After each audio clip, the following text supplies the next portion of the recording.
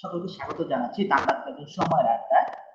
সম্মানিত দর্শক মন্ডলী, আজকে আমরা কোভিড-19 তথা করোনা আক্রমণের বিপর্যস্ত একটা পরিস্থিতিতে অবস্থান করছি। এই পরিস্থিতিতে করোনার পরিস্থিতিটা চাকরি বাজারের উপর নতুন একটা ব্যাপক প্রভাব সৃষ্টি করতে যাচ্ছে। সুতরাং আমরা আজকের এই নতুন একটা দুশ্চিন্তামূলক পরিস্থিতিতে দাঁড়িয়ে, যেখানে চাকরি বাজার তথা কর্মসংস্থানের উপর করোনা প্রভাবকে কেন্দ্র করে একটি নতুন দুশ্চিন্তা কিন্তু একটি উদ্বেগের জায়গা বসবাস করছি। তো আজকের এই সময় কিংবা পরিস্থিতি বিবেচনা করে আজকে আমাদের আড্ডার বিষয়টা নির্ধারণ করা হয়েছে করোনা পরবর্তী চাকরি বাজার এবং বাংলাদেশ। আজকে আমাদের সাথে আড্ডার অতিথি হিসেবে আমাদের সাথে আছেন দুজন বিশিষ্ট ব্যক্তিবর্গ। তার সাথে আমরা পরিচয় করিয়ে দিচ্ছি। তার আগে আমি বলে দিতে চাচ্ছি যে আমি তানজিম রাব্বি আছি সঞ্চালক হিসেবে, আজকে ফাউন্ডার অফ থান্ডার ম্যানেজমেন্ট। আজকে আমাদের সাথে আড্ডার অতিথি যে সকল অতিথিবৃন্দরা আছেন, দুজন বিশিষ্ট ব্যক্তিবর্গ, আমরা পরিচয় করে দিতে চাচ্ছি। প্রথমজনের সাথে প্রথমজন হলেন গ্লোবাল স্পিকার, কোচ এবং business strategist Nizam Chowdhury sir. Sir, আপনাকে স্বাগত জানাচ্ছি আমাদের আড্ডায়। স্বাগতম সবাইকে। আসসালামু আলাইকুম, গুড ইভিনিং। অন্যজন একজন অতিথি আমাদের সাথে যুক্ত আছেন, যিনি কিনা শুধু মালয়েশিয়া থেকে আমাদের সাথে যুক্ত হচ্ছেন। একজন শিক্ষাবিদ, সম্মানিত শিক্ষাবিদ এবং PhD scholar, university porter, Malaysia থেকে। স্যার আব্দুল্লাহ বানু স্যার, আপনাকে স্বাগত জানাচ্ছি আমাদের আড্ডায়। তোমাকেও স্বাগতম, দর্শকদেরকেও সুদূর মালয়েশিয়া থেকে স্বাগতম। জি স্যার, স্যার আপনার কাছে প্রথমে জানতে চাচ্ছি, আপনি আসলে আমাদের দেশ থেকে অনেকটা দূরে মালয়েশিয়াতে অবস্থান করছেন, সেখানে আসলে কোয়ারেন্টাইনটা কেমন উদযাপন করছেন বা কিরকম উপভোগ করছেন আসলে স্যার? ধন্যবাদ। শুরুতেই সকল দর্শকদেরকে দেশে এবং বিদেশে যারা দেখছেন সবাইকে আমার পক্ষ থেকে আন্তরিক অভিনন্দন এবং শুভেচ্ছা। মালয়েশিয়াতে আলহামদুলিল্লাহ আমরা খুব এখন এই মুহূর্তে ভালো অবস্থানে আছি। আজকে আমাদের এখানে মাত্র 30 জন নতুন রোগী শনাক্ত হয়েছে, অর্থাৎ গত 2 সপ্তাহ ধরে আমাদের রোগী প্রতিনিয়তই যা সুস্থ হচ্ছে তার চেয়ে কম পরিমাণে ধরা পড়ছে। এই পর্যন্ত আমাদের অলমোস্ট 70% পেশেন্ট অলরেডি সুস্থ হয়েছে এবং মাত্র টোটাল 105 জন মৃত্যুবরণ করেছে। যদি ওনারা মৃত্যুবরণ না করতেন তাহলে ভালো হতো। আর আমাদের চতুর্থ ফেজের লকডাউন আগামী 12 তারিখ শেষ হবে, but in the meantime গতকাল থেকে মালয়েশিয়ার প্রধানমন্ত্রী মুভমেন্ট কন্ট্রোল অর্ডারটা শিথিল করেছে, অর্থাৎ সীমিত পরিসরে কিছু কিছু প্রতিষ্ঠান, বিজনেস অপারেশন বিশেষ করে এই মুহূর্তে খোলা আছে। আর এখানে যেহেতু জনসংখ্যা কম, অনেক বড় দেশ, ফেসিলিটিস ভালো, বাংলাদেশের মতো হয়তো এখানে অতটা গ্যাদারিং হয় না। তবে আমরা এখানে যেটা দেখেছি যে এখানকার জনগণ লকডাউনটা খুব ভালোভাবে মেনে চলেছে বিদায় হয়তোবা পরিস্থিতি নিয়ন্ত্রণে এসেছে। কিন্তু আমাদের বাংলাদেশের জন্য হয়তোবা আই ডোন্ট নো যে খুব ডিফিকাল্ট হচ্ছে গভর্নমেন্টকে হয়তো এটা নিয়ন্ত্রণ করাতে। এই হচ্ছে এখানকার সামগ্রিক পরিস্থিতি।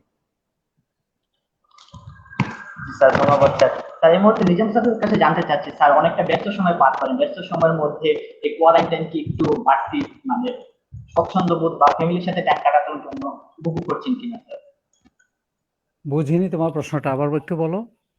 স্যার আপনি আসলে সবসময় ব্যস্ত থাকেন কিংবা সবসময় কাজের মধ্যে থেকে থাকেন, তো এই কোয়ারেন্টাইন সময়টা কি একটু এনজয় করছেন কিনা স্যার ফ্যামিলির সাথে বা বাসায় আসলে? না, কোয়ারেন্টাইনে তো অবশ্যই আমি কথা বলা শুরু করার আগে আমি 30 সেকেন্ডস একটু নেব। পৃথিবীর আমরা ছাড়াও পৃথিবীর প্রত্যেকটা মানুষ যেন সুস্থ থাকে, এই জন্য 10 to 20 সেকেন্ড আমি একটু একটা দোয়া করতে চাই, just to wish everyone well for 10 seconds.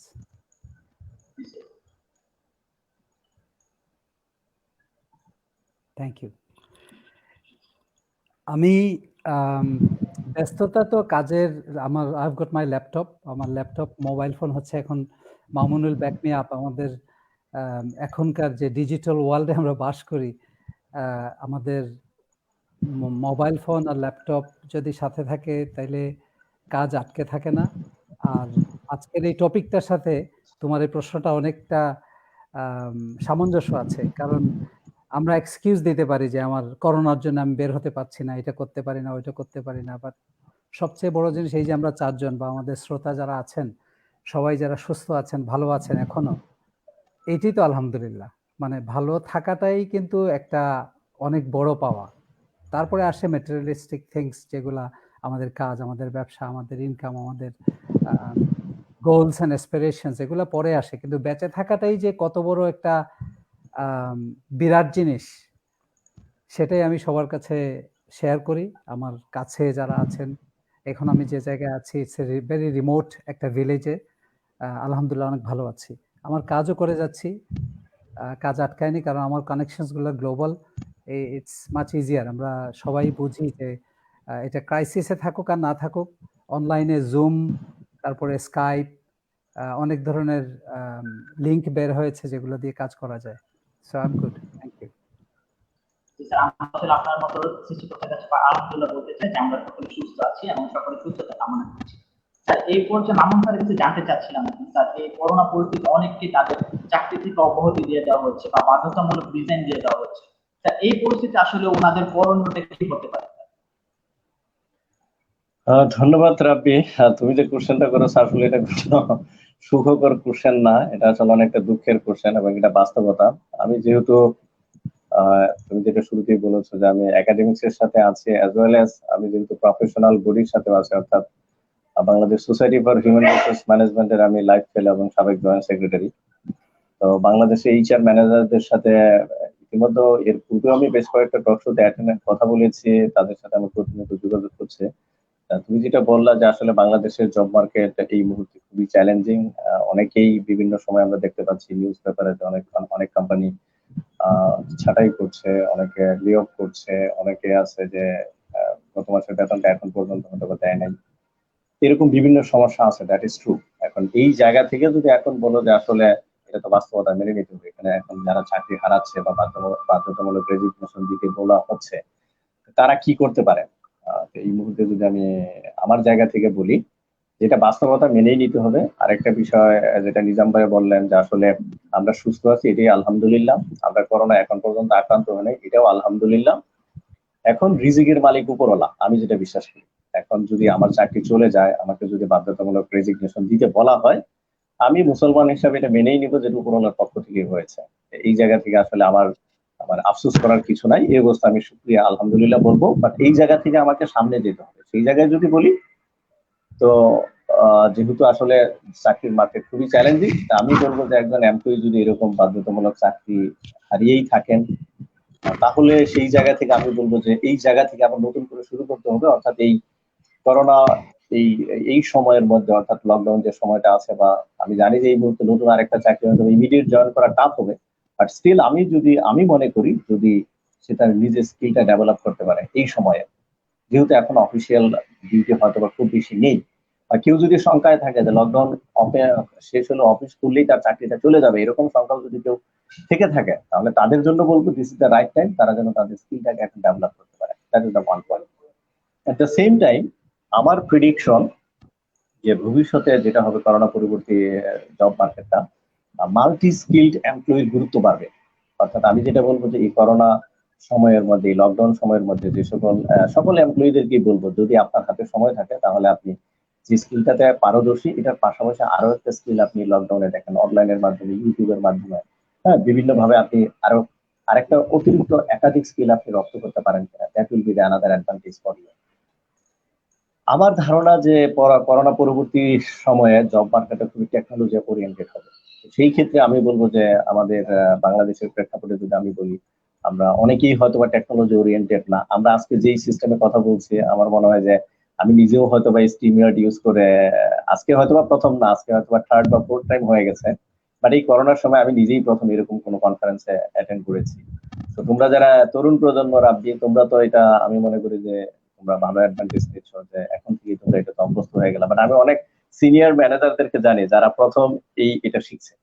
সেই জায়গায় আমি বলবো তাদেরকে মোর টেকনোলজি ওরিয়েন্টেড হতে হবে, এখন থেকে মানসিক ভাবে প্রস্তুতি নিতে হবে, এবং কিভাবে টেকনোলজি ওরিয়েন্টেড হয়ে ঘরে বসে রিমোটলি কাজ করতে পারে সেই দক্ষতা তাদের অর্জন করতে হবে। আর যেটা হচ্ছে যে আসলে নেটওয়ার্ক বৃদ্ধি করার কোনো বিকল্প নাই। এখন আমি কিন্তু শুরুতেই বলেছি যে মুসলমান হিসেবে আমি বিশ্বাস করি যেটা হয়েছে আমার উপরওয়ালার পক্ষ থেকে হয়েছে। চাকরি চলে গেছে, আমি সবসময় আমি ক্লাসের স্টুডেন্টদেরকে সবসময় এভাবে মোটিভেশন দিতাম যে কখনো যদি চাকরি চলে যায় তুমি খুশি হবা। তো অনেক অবাক হইতো, স্যার বলেন কি? হ্যাঁ, চাকরি চলে গেছে, তুমি এরপর আর একটা ভালো চাকরি পাবা, সেই জন্য তুমি খুশি হবা। আগের চাকরিটা যা ছিল তার চেয়ে এখন একটা ভালো চাকরি অপেক্ষা করবে। অর্থাৎ করোনার সময় যদি আপনি চাকরি হারান, আমি সবাইকে বলবো আপনি মনে করবেন there is another good job waiting for you। তো সেই জন্য নেটওয়ার্ক বাড়াতে হবে, আরেকটা বিষয় হচ্ছে যে এই সময় যেহেতু আমরা জানি যে করোনা পরবর্তী সময় ইন্ডাস্ট্রিকে অনেক প্রবলেম ফেস করতে হবে, সেইখানে প্রত্যেক এমপ্লয়িকে বিজনেসে কন্ট্রিবিউশন করা জানতে হবে। অর্থাৎ আমি বলবো যে করোনার সময় যদি আপনার হাতে সময় থাকে, আপনি আপনার বিজনেসটাকে ভালোভাবে স্টাডি করার চেষ্টা করেন। আপনি যে ইন্ডাস্ট্রিতে জব করেন সেই ইন্ডাস্ট্রিকে বোঝার চেষ্টা করেন। করোনা পরবর্তীতে যখন আপনি ফুল সুইং অপারেশনে যাবেন, তখন যেন আপনি বিজনেসে অন্য এমপ্লয়ীদের চেয়ে আপনি যেন বেশি কন্ট্রিবিউট করতে পারেন। এটা সত্য। যখন সবকিছু নর্মাল হবে এই অবস্থায় অনেকেই চাকরি হারাবে বা অনেকে চাকরি হারিয়েছে। তো সেই জায়গায় যারা এই চ্যালেঞ্জের সাথে কোপ আপ করতে পারবে, যারা বিজনেসে কন্ট্রিবিউট করতে পারবে, তারাই কিন্তু এই চ্যালেঞ্জে টিকে থাকবে। সেই জন্য আমি মনে করি যে বিজনেসে কন্ট্রিবিউশন করা এখন থেকে শিখতে হবে। আর লাস্ট যে কথাটি বলবো যে আসলে বাংলাদেশ প্রায় অফিসিয়ালি যদি বলে আমরা 17 কোটি 18 কোটি মানুষের দেশ। যদি স্ট্যাটিস্টিক্স বলি, এক এক স্ট্যাটিস্টিক্স আছে, শিক্ষিত বেকারের সংখ্যা কোন সোর্সে হয়তো 25 লাখের বেশি, কোন সোর্সে হয়তো অ্যারাউন্ড 50 লাখ। সেখানে হয়তো শিক্ষিতের সংখ্যাটা ভেরিয়েশন করে, বিধায় সংখ্যাটাও ভেরিয়েশন হয়। বাট আমরা জানি যে আমাদের লাখ লাখ শিক্ষিত বেকার আছে, দ্যাট ইজ ট্রু। এই জায়গায় আসলে সবাইকে আমরা চাকরি দিতে পারবো না। আমি যে লাস্ট পয়েন্টটা বলবো যে আমার মনে হয় যে this is the right time, আমাদের কাউকে না কাউকে উদ্যোক্তা হওয়ার মনোভাব তৈরি করতে হবে। অর্থাৎ you have to be an entrepreneur. এই সময়ে আমার মনে হয় যে this is the right time, যে আমরা বাংলাদেশে সবাই চাকরিজীবী হতে পারবো না, আমাদের চাকরি তৈরি করতে হবে। দ্যাট মিনস কাউকে না কাউকে নতুন করে উদ্যোক্তা হওয়ার বা এন্টারপ্রেনিউর হওয়ার জন্য মানসিকভাবে প্রস্তুতি নিতে হবে। এই হচ্ছে আমার পক্ষ থেকে কিছু গাইডলাইন্স। তার মানে আপনি বলতে চাচ্ছেন আসলে তার মানসিকভাবে হতাশ না হয়ে নিজের স্কিলের প্রতি যত্ন নেওয়ার জন্য এবং নিজের স্কিলকে বাড়িয়ে উদ্যোক্তার দিকে যেন আমরা প্রয়াস করতে পারি। জি স্যার, এই মুহূর্তে নিজাম স্যারের কাছে জানতে চাচ্ছিলাম স্যার, করোনা পরিস্থিতিতে অসংখ্য বা কিছু বিশেষ সংখ্যক বড় বড় কোম্পানি বিপাকে পড়ে গিয়েছে যে ওদের ফিউচার প্ল্যান বা বিজনেস স্ট্র্যাটেজি নিয়ে। তারা আসলে এই করোনা পরিস্থিতিতে সামনে ওঠার জন্য এসব মানে কোম্পানিগুলোর বিজনেস প্ল্যান কি করতে পারে, করণীয়টা কি করতে পারে? Thank you Rabbi. মামুনের দুটো জিনিস আমার খুব ভালো লেগেছে। I was listening very carefully. সে যে জিনিসগুলো বলেছে মামুন, প্রথমটা যে টেকনোলজিকে ইউজ করা, মানে আমরা সবাই কিন্তু মোবাইল ফোন সারাদিন ইউজ করি, স্পেশালি এই নতুন প্রজন্ম সবাই, মানে we are basically relying on digital world devices. অথচ we use it for recreation. ফেসবুকে গেলাম, চিটচাট, একটা ছবি দিয়ে উঠে দিলাম, এই সেই করলাম। কিন্তু এই যে তুমি যে one of the reasons Mamun, আমি এগ্রি করেছি আজকে এই কলে আসতে, to meet with you and obviously all the audiences যারা শুনছেন। আরেকটা হচ্ছে রাব্বির এই যে ইনিশিয়েটিভটা, আমি okay I have spoken to him for few minutes.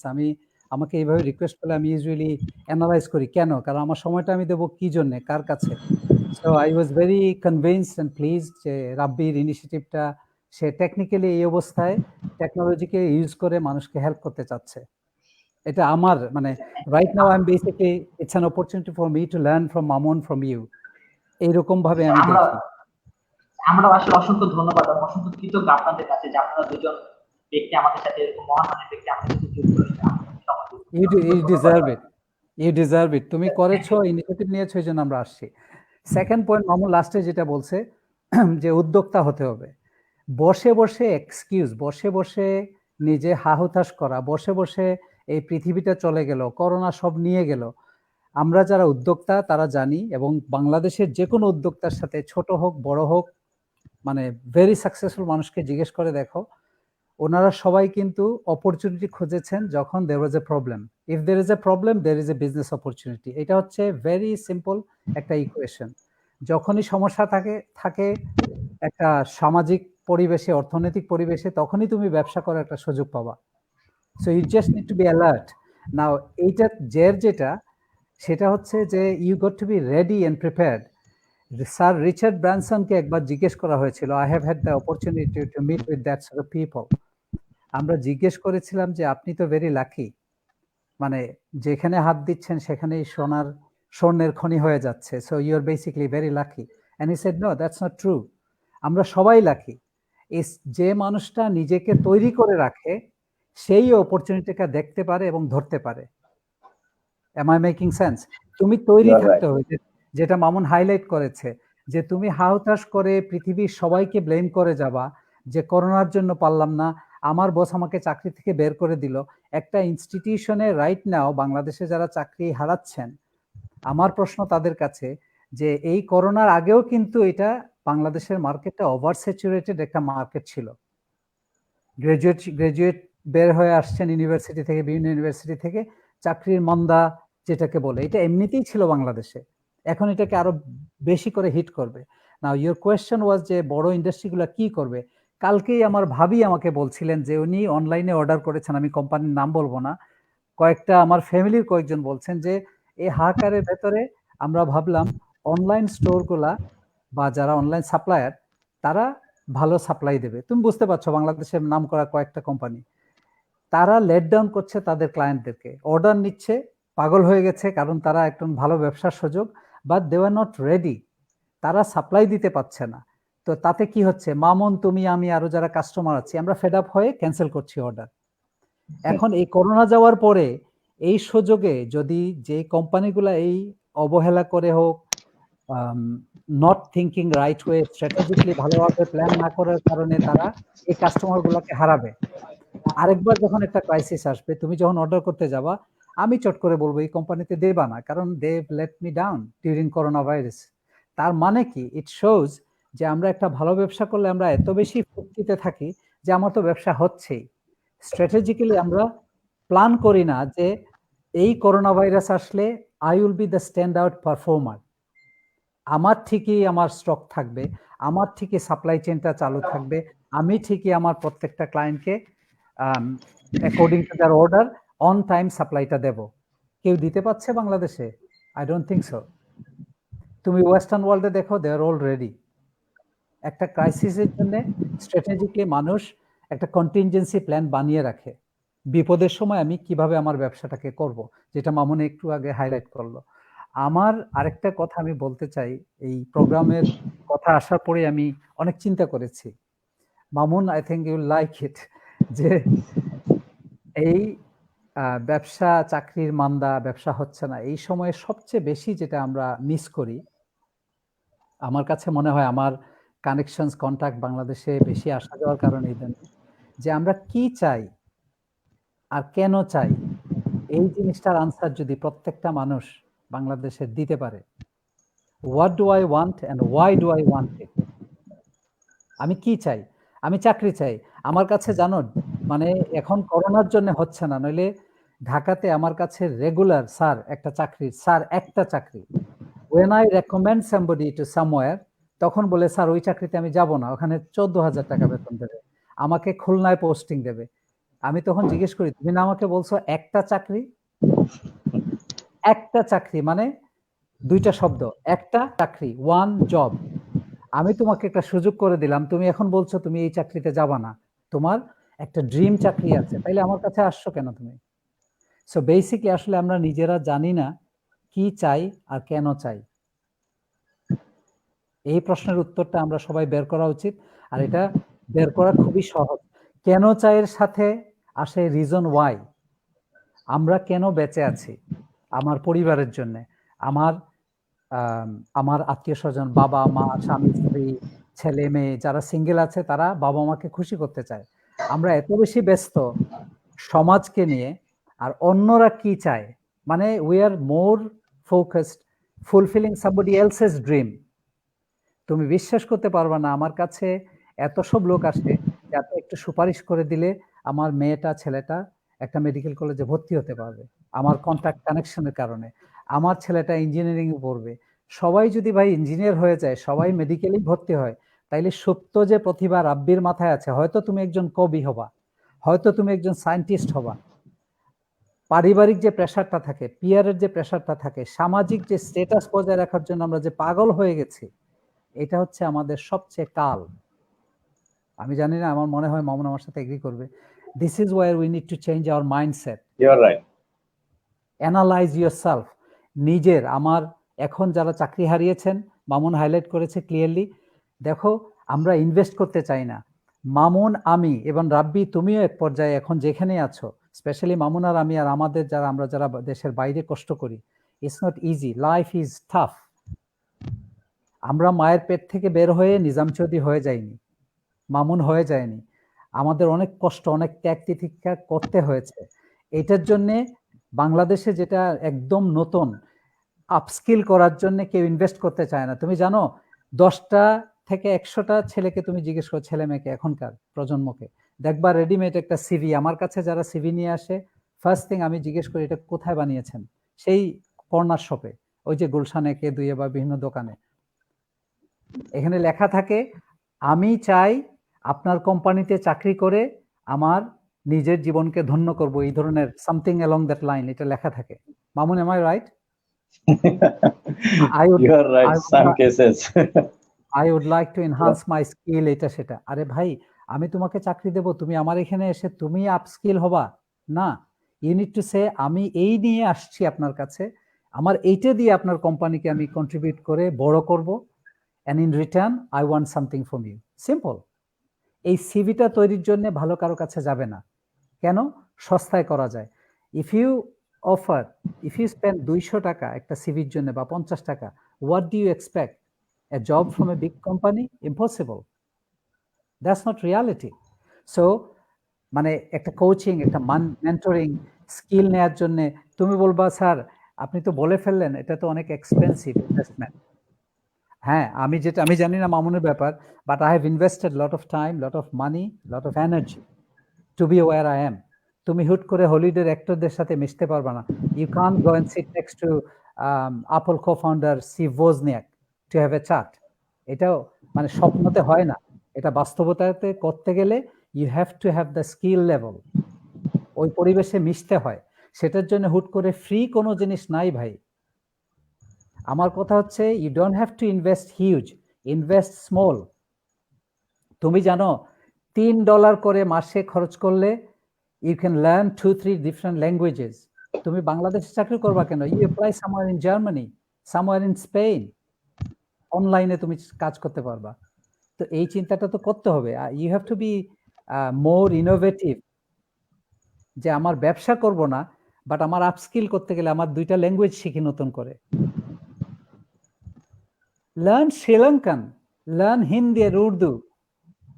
তারপরে তুমি ইন্ডিয়াতে একটা জবের জন্য অ্যাপ্লাই করো, শ্রীলঙ্কান অ্যাপ্লাই করো, করে একটা গার্মেন্টস ফ্যাক্টরির সাথে বলো যে I can speak Sri Lankan language, basics. You will stand out amongst the crowd. আমাদের হয় কি, ওই বন্ধু বান্ধব সহ বসে সবাই শুধু ফেসবুক আর মানে I am sorry to say যে নেগেটিভ চিন্তা, যে আমাদের হচ্ছে না, অমুকের কারণে হচ্ছে না, এই জন্য হচ্ছে না, we blame everybody else but not us.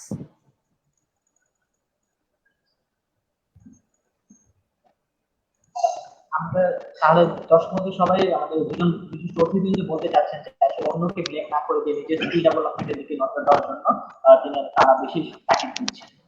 Analyse করো। আমাদের সাথে স্যার নিজের স্কিলকে ডেভেলপ করার জন্য আপনারা আসলে বলছেন আর কি। এই নিজের মুহূর্তে স্কিল আমাদের অসংখ্য দর্শক যুক্ত হয়েছেন। রূপা ইব্রাহিম ভাই যুক্ত হয়েছেন আমাদের সাথে, তারা তিনি আপনাদের দুজনকে অনেক অভিনন্দন জানিয়েছেন এবং পাশে থেকে বলেছেন। আরো কিছু যুক্ত হয়েছেন, যেমন হলো বিশ্বজিৎ বাবু যুক্ত হয়েছেন, মাসুদ খান বাদল ভাই যুক্ত হয়েছেন। আশা করি সবাই আপনারা আমাদের সাথে থাকবেন এবং আমরা যাদের যে সকল কোশ্চেন আছে সেই সকল কোশ্চেন গুলো করতে থাকেন। আমরা আলোচনা শেষ পর্যায়ে গিয়ে আমাদের অতিথির কাছে প্রশ্ন করে জেনে নিব। স্যার এই পর্যায়ে মামুন স্যারের কাছে জানতে চাচ্ছিলাম স্যার, আসলে সদ্য গ্রাজুয়েট কমপ্লিট করা স্টুডেন্টদের জন্য জব সেক্টর সিলেকশনের ক্ষেত্রে কোন বিষয়গুলোর দিকে বাড়তি নজর দেওয়া উচিত? ধন্যবাদ রাব্বি। আমি নিজাম ভাইয়ের বক্তব্য পুরোটাই অ্যাকনোলেজ করে আমি জাস্ট নিজাম ভাইয়ের কথাগুলোই হয়তো বা জাস্ট কন্টিনিউ করছি। উনি খুব রাইটলি বলেছেন। এই মুহূর্তে রাব্বি আমার কাছে স্পেসিফিক্যালি যেটা জানতে চাচ্ছ যে সদ্য গ্রাজুয়েট স্টুডেন্টরা জব সেক্টর সিলেকশনের ক্ষেত্রে মানে বিশেষ কোন কোন ক্ষেত্রের উপর তাদের গুরুত্ব দেওয়া প্রয়োজন বলে আমি মনে করি। Yes, it's a very, I think it's a vital question. যারা মাত্র সদ্য গ্রাজুয়েশন সম্পন্ন করেছে, তারা যারা চাকরির বাজারে জয়েন করতে চায় বা জব মানে এন্টার করতে চায়, আমি ফার্স্ট থিং যেটা বলবো সেটা হচ্ছে যে এই মুহূর্তে তাদের যেটা করা উচিত সেটা হচ্ছে focus on present Trends of the industry. এখন এই মুহূর্তে যদি গত 1-1.5 মাসের কথা বলি, এটা আমরা একটা এক্সেপশনাল সিচুয়েশন হিসেবে ধরে নিই যে এই মুহূর্তে আমরা করোনার কারণে হয়তো বা সবকিছু আমাদের স্থবির হয়ে আছে। আমরা একটা অ্যাজ ইউজুয়াল জেনারেল কন্ডিশন তুলনা করি যে আগামী 16 তারিখের পরে 16 মের পরে ধরে নিলাম বাংলাদেশের সবকিছু সচল হয়ে যাবে, পৃথিবী সবকিছু আগের মতো ফিরে আসবে। তো সেই জায়গা থেকে যদি আমি বলি বা ইভেন এই মুহূর্তেও যদি কেউ চিন্তা করে একই জিনিস, ফার্স্ট একজন গ্রাজুয়েটের ফোকাস করা উচিত present Trends of the industry. মানে যেই ইন্ডাস্ট্রিতে সে জয়েন করতে চায়, হতে পারে আরএমজি সেক্টর, হতে পারে সার্ভিস ইন্ডাস্ট্রি, হতে পারে ব্যাংকিং ইন্ডাস্ট্রি, হতে পারে এডুকেশনাল ইন্ডাস্ট্রি, সেই ইন্ডাস্ট্রি সম্পর্কে তার পর্যাপ্ত নলেজ দরকার, সেই ইন্ডাস্ট্রিটা তার আগে ভালো করে স্টাডি করা দরকার, সেই ইন্ডাস্ট্রির জন্য কি ধরনের স্কিল থাকা দরকার, কি ধরনের রিকোয়ারমেন্ট এই ইন্ডাস্ট্রিতে জব করার জন্য দরকার, সেগুলো তার আইডেন্টিফাই করা উচিত বা শুরুতে স্টাডি করা উচিত। নেক্সট যেটা করা উচিত সেটা হচ্ছে, ইতিমধ্যে নিজাম ভাই মনে হয় কিছুটা টাচ করেছেন, যে নিজের শর্ট অ্যানালাইসিস করা উচিত, অর্থাৎ নিজের স্ট্রেংথ, উইকনেস, অপরচুনিটি, থ্রেটস। মানে আমরা যদি ম্যানেজমেন্টের স্ট্র্যাটেজিক ম্যানেজমেন্টের ভাষায় বলি, শর্ট অ্যানালাইসিস বলি। তা আমি ক্লাসে আমার স্টুডেন্টদেরকে বলতাম যে তোমরা, ইভেন আমি যখন স্ট্র্যাটেজিক ম্যানেজমেন্ট পড়াতাম, নিজাম ভাই আপনি যেটা হয়তো মজা পাবেন, আমি স্টুডেন্টদেরকে অ্যাসাইনমেন্ট দিতাম শর্ট অ্যানালাইসিস টপিকটা পড়ানোর পরে, যে নেক্সট ক্লাসে তোমার প্রথম অ্যাসাইনমেন্ট হচ্ছে নিজের শর্ট অ্যানালাইসিস জমা দেবা, minimum 4 page. That means normally strategic management সাবজেক্টটা আমাদের বিবি এর স্টুডেন্টরা সাধারণত লাস্ট সেমিস্টারে পড়ে বা লাস্ট ইয়ারে পড়ে, যে এই গত 3 বছরে বা 3.5 বছরে তুমি তোমার নিজের কি কি স্ট্রেংথ আইডেন্টিফাই করেছো, কি উইকনেস আছে, কি অপরচুনিটি, কোথায় তোমার অপরচুনিটি আছে, আর তোমার জন্য ভবিষ্যতে কি থ্রেট হতে পারে। আমার মনে হয় সেটা একজন সদ্য গ্রাজুয়েটের এই মুহূর্তে করা উচিত, অর্থাৎ যেটাকে আমরা বলি যে পার্সোনাল ম্যাপিং বলতে পারেন বা বলতে পারো। নেক্সট হচ্ছে যে এবার নিজের স্ট্রেংথ গুলা যেই ইন্ডাস্ট্রি বা যেই জব সেক্টরের সাথে ম্যাচ করবে, সেই ইন্ডাস্ট্রিতে এবার তার চুজ করা উচিত। যেহেতু শুরুতে অলরেডি সে ইন্ডাস্ট্রি নিয়ে স্টাডি করেছে, এবার সে নিজেকে নিয়ে স্টাডি করেছে, এবার কাজ হচ্ছে এই দুইটার ম্যাচিং, অর্থাৎ আমার স্ট্রেংথ গুলো কোন ইন্ডাস্ট্রির সাথে যায়। যেমন আমার কাছে মনে হচ্ছে যে Rabbi he is very extrovert type of people. আমি তাকে, সে স্কুল কলেজ লাইফ থেকে মনে হয় তোমাকে আমি চিনি, বিতর্ক করো নাকি ইউনিভার্সিটি লাইফ থেকে তোমাকে? আচ্ছা, তো সেই হিসাবে এখন রাব্বি হচ্ছে এক্সট্রোভার্ট টাইপ অফ পিপল। তো এখন রাব্বির কিন্তু অবশ্যই উচিত, যেখানে extrovert type of people will be more needed, তার নিশ্চয়ই একেবারে ঘরে বসে শুধু চুপচাপ কাজ করবে এই ধরনের জব রাব্বির জন্য চয়েস করা উচিত না। নেক্সট হচ্ছে যে স্পেসিফিক্যালি হচ্ছে যে ওই জব বা ওই ইন্ডাস্ট্রির জন্য বিশেষ কোনো স্কিল দরকার কিনা, এটা এই মুহূর্তে একজন ফ্রেশ গ্রাজুয়েটকে আইডেন্টিফাই করতে হবে। আমরা জানি কিছু কমন স্কিল আছে, যেটা হয়তো আমি আমার বক্তব্যের সবার শেষে বলবো, বাট অ্যাপার্ট ফ্রম দিস আমরা জানি যে কোনো জবের জন্য বিশেষ কিছু স্কিল দরকার হয়, তো সেটা তার আইডেন্টিফাই করা উচিত। যেটা হয়তো নিজাম ভাই তার বক্তব্য বলেছেন যে আমরা কিন্তু অনেক সময় উইদাউট প্ল্যানিং চলে যাই, হ্যাঁ, কিন্তু আসলে আমার নিজের একটা প্ল্যানিং থাকা উচিত, আমার নিজের স্ট্র্যাটেজিক প্ল্যানিং থাকা উচিত, আমার নিজের গোল থাকা উচিত, দেন আমার সামনে এগোনো উচিত। তো সেই জন্য আমি যে ইন্ডাস্ট্রিতে যেতে চাই সেই ইন্ডাস্ট্রির জন্য বিশেষ কোনো স্কিল লাগে কিনা। লাইক আমি একটা উদাহরণ দিই, কেউ যদি মার্কেটিং জবে আসতে চায়, তাহলে কিন্তু আমি জানি যে হর হামেশা তাকে ট্রাভেল করতে হবে। এখন কারো যদি ট্রাভেল ভীতি থাকে, সে যদি বাসে ওঠার আগেই তার বমি বমি ভাব শুরু হয়, আই ডোন্ট থিঙ্ক সো যে he or she will B A right person for the marketing job. সেই জন্য এরকম বিশেষ কোনো স্কিল যদি লাগে সেটা তার আইডেন্টিফাই করা উচিত। এক্সাম্পল হিসাবে আমি আইটি স্কিলের কথা বলতে পারি, বিশেষ কোনো সফটওয়্যারের কথা বলতে পারি, লাইক ইআরপি সফটওয়্যার। আমি যেহেতু এইচআর এর এখন স্টুডেন্ট, যেহেতু আমি এই মুহূর্তে হিউম্যান রিসোর্স ম্যানেজমেন্টের উপর ইউনিভার্সিটি পুত্রা মালয়ের সাথে পিএইচডি করছি, এখন আর আমি এইচআর এর শিক্ষক বলি না, আমি এইচআর এর একজন আইডিয়াল স্টুডেন্টই বলি। সেই জন্য আমরা জানি যে এইচআর ইআরপি সফটওয়্যার, আমি ক্লাসে স্টুডেন্টদের বলতাম যে তুমি ইআরপি সফটওয়্যার শিখো, চাকরি তোমাকে খুঁজবে। কিন্তু আনফরচুনেটলি নিজাম ভাই হয়তো বা আপনি আমার সাথে একমত হবেন, বা আপনি হয়তো আরো বেশি ব্লেম করবেন যে মামুন ভাই আপনারা যে প্রোডাক্ট তৈরি করেন, আপনাদের প্রোডাক্ট তো সিম্পল বেসিক আইটি নলেজই তাদের নাই, সফটওয়্যার তো দূরের কথা। আমি ক্লাসে খুব কনফিডেন্টলি বলতাম যে you learn the ERP software, job তোমাকে খুঁজবে। এটা খুবই আনফরচুনেট যে আমরা কিন্তু আমাদের গ্রাজুয়েটদের মধ্যে, আমাকে যদি বলেন আমার মনে হয় না 10% গ্রাজুয়েট, ইভেন বিজনেস গ্রাজুয়েটদের কথাই যদি বলি, তারাও ইআরপি সফটওয়্যার শিখে মার্কেটে যায় না। যেটা নিজাম ভাই খুব ক্লিয়ারলি বলেছেন যে আমি তো আপনাকে আপস্কিল করাবো না, আপনি এই যে বিবিএ পড়েছেন, হ্যাঁ, ব্যাচেলর অফ বিজনেস অ্যাডমিনিস্ট্রেশন, আমি তো ধরেই নিয়েছি এই স্কিলগুলো আপনি গত 4 বছর শিখেছেন। বিজনেস রান করার জন্য যেই ধরনের স্কিল দরকার সেই জন্য তো আপনি একটা বিশেষ ডিগ্রি নিয়েছেন, আপনি তো সিম্পল গ্রাজুয়েট না। তো সেই জন্য এই করোনার সময়ে আমার মনে হয় এই মুহূর্তে যেহেতু তার হাতে অনেক সময় আছে, অনলাইনেও কিন্তু এই ধরনের সফটওয়্যারে নিজেকে আপডেট করা যায়। আর সবশেষে বলা যায় যে বিশেষ কিছু স্কিলের উপর তো গুরুত্ব দিতেই হবে। এবার যে হচ্ছে যে ফ্রেশ গ্রাজুয়েটদের আমি বলবো, যেহেতু যদি তাদের পড়াশোনা শেষ হয়ে থাকে বাট স্টিল জব মার্কেটের জন্য কিছু কমন স্কিল, এই স্কিলগুলোর উপর তাদের বিশেষ গুরুত্ব দেওয়া দরকার এবং প্রস্তুতি নিয়ে নিজাম ভাইদের কাছে চাকরির জন্য যাওয়া দরকার। আদারওয়াইজ নিজাম ভাইরা চাকরি দিবেন না। এর মধ্যে ইম্পর্টেন্ট স্কিল গুলো যদি আমি একটু লিস্ট আকারে বলি, সবার আগে হচ্ছে কমিউনিকেশন স্কিল, আমার মনে হয় ব্যাখ্যা দরকার নাই। কম্পিউটার বা আইটি স্কিল অনেকবার বলা হয়ে গেছে।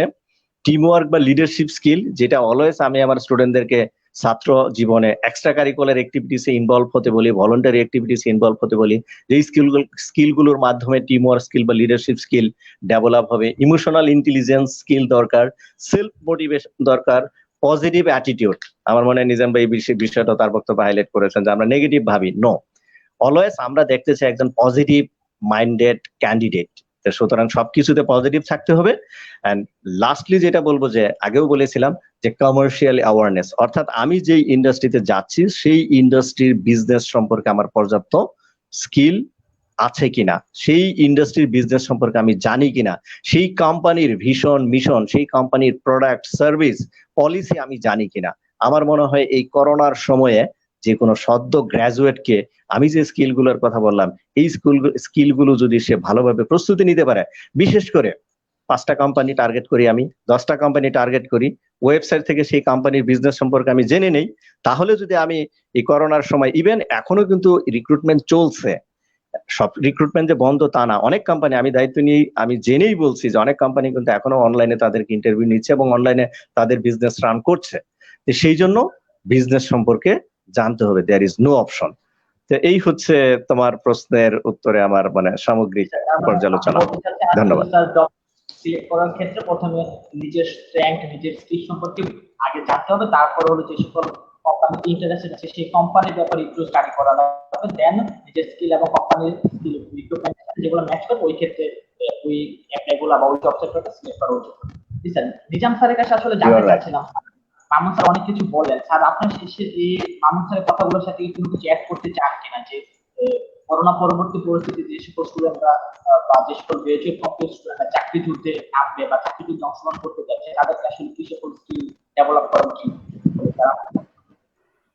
Thank you. 5-6টা পয়েন্ট বলবো আমি, আশা করি এটা হয়তো অনেকের কাছে ভালোও লাগবে না, but this is the truth. I speak from here, আমার হার্ট থেকে আমি কথা বলি। রাব্বি আমাকে চেনেছ, অনেকদিন পরিচয় হয়েছে, বা আজকে যারা দেখছেন, আমি ভেতর থেকে I always speak from within and straight to the point. আমাদের এই যে মামুন যেটা বলেছে মাঝখানে একদম লাস্টে, যে সেলফ মোটিভেশন, আমি জানি পৃথিবীতে সারা বিশ্বে বাংলাদেশেও আমরা অনেকেই মোটিভেশনাল স্পিকার, ইন্সপিরেশনাল স্পিকার আমরা আছি, এবং I credit to everyone.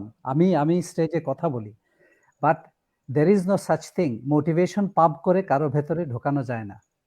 You need to self motivate yourself. Self start, যেটা সেলফ স্টার্ট বলে না, গাড়ির ইঞ্জিনের মতো, সেটা স্টার্ট করতে গেলে তোমার প্রথমেই দুইটা জিনিস ধরতে হয়। একটা হচ্ছে টু শো গ্র্যাটিটিউড।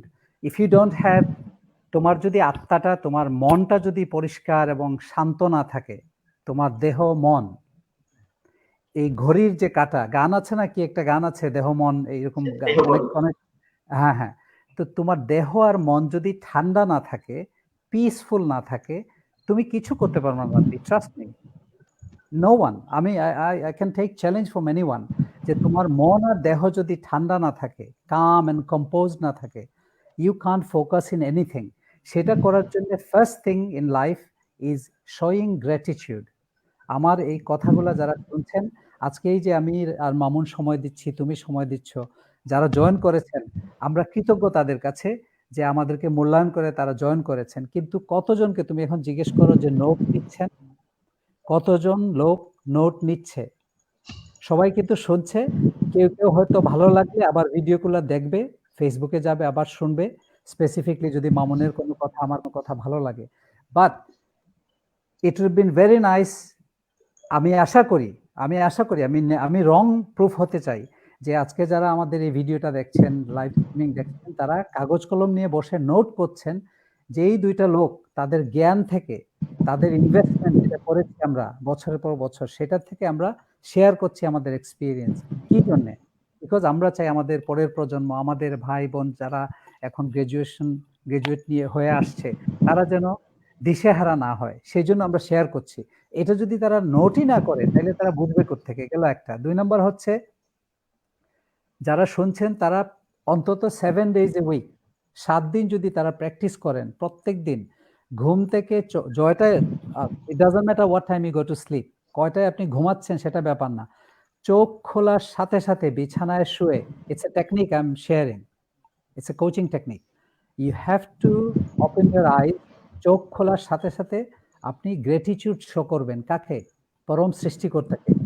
কেউ আমরা মুসলমান হলে আল্লাহকে, যারা ভগবান, যে কোনো ধর্ম, যে ধর্মকে বিশ্বাস করে না বা কোনো ধর্মের ধর্মাবলম্বী না, মানে ওই যে নন বিলিভারও যদি হয়, তারও একটা কিছু একটা পাওয়ারকে সে বিলিভ করে, যে যার উপরেই তোমার ইচ্ছা তাকে তুমি গ্রেটিটিউড শো করো। তারপরে তুমি গ্রেটিটিউড শো করো তোমার বাবা মা, তোমার সহপাঠী, তোমার বন্ধু বান্ধব, যারা তোমার লাইফে সোফার কন্ট্রিবিউশন করেছে। চোখ খোলার সাথে সাথে, ইট টেকস এ মিনিট, চোখ খোলার সাথে সাথে যে আমি গ্রেটিটিউড দেখাচ্ছি, আমি বেঁচে আছি, সুস্থ আছি, আমার করোনা হয়নি, আমার কোনো রোগ হয়নি, আমি সুস্থভাবে নিজের খেয়াল করতে পারবো। নিজের কত সিম্পল জানো, তুমি নিজে ঘুম থেকে উঠে আমরা ব্রাশ করি, we take it for granted. আমি ঘুম থেকে উঠেছি, শাওয়ার নিচ্ছি, ব্রাশ করছি, শেভ করছি, চুল করছি, মেকআপ করছি, যেটাই করি, ছেলে হোক মেয়ে হোক, how many times do you think যে ওই পাশের রুমে আরেকজন মানুষ উঠতে পারেনি, মারা গেছে ঘুমের ভেতরে, নতুবা তার একটা অসুস্থতার কারণে সে পরনির্ভরশীল হয়ে শুয়ে আছে, আরেকজন তাকে খাওয়াবে, মুগ্ধ হবে। Can you see how simple life is? এই জন্য গ্রেটিটিউড শো করতে হয় ঘুম থেকে উঠে 7 days a week যদি করো, you'll find peace in yourself। তারপরে আসো সেলফ মোটিভেশনে। সেলফ মোটিভেশনে আসতে গেলে প্রথম ফোকাস করতে হয় আমার রিজন ওয়াই, আমি কি চাই, কেন চাই। সেই কারণটা হতে পারে আমার বাবা মাকে খুশি করার জন্য, কারণ তারা অনেক ত্যাগ করে আমাকে বড় করেছেন। সেই ত্যাগটা হতে পারে আমার স্বামীর জন্য, আমার স্ত্রীর জন্য, যে কোনো whatever relationship you have, or just নিজেকে তুমি জিজ্ঞেস করে দেখবা, অনেক লোক বলে যে আমি প্রতিষ্ঠিত হতে চাই। আমি যখন জিজ্ঞেস করি কিসের প্রতিষ্ঠা, তখন আর বলতে পারে না। আরে প্রতিষ্ঠিত আমরা ধরে নিতে চাই যে রাব্বিকে যখন বলবো আমি প্রতিষ্ঠিত হতে চাই, রাব্বি বুঝবে যে আমি খুব বড় একটা অফিসের মালিক, বড় দুটো গাড়ি, বড় একটা বাড়ি, সেটা প্রতিষ্ঠা না। ক্লিয়ার ইওর মাইন্ড যে আমি কি প্রতিষ্ঠিত বলতে কি। আমি একজন সায়েন্টিস্ট হব, বাট আমি এমন একটা জিনিস আবিষ্কার করব যেটা পৃথিবীর মানুষকে বছরের বছর আমি লেগেসি রেখে যাব, সেটা হচ্ছে প্রতিষ্ঠা। আমি ইউনিভার্সিটির টিচার হব, আমার আন্ডারে কোনো ছাত্র ফেল করবে না, আমার আন্ডারে কোনো ছাত্র নকল করার চিন্তা করবে না, সেটা হচ্ছে প্রতিষ্ঠা। আমি একটা মুদির দোকান করব, আমার দোকানে ভেজাল জিনিস আমি বিক্রি করব না, দ্যাট ইজ প্রতিষ্ঠা ইন মাই আইজ।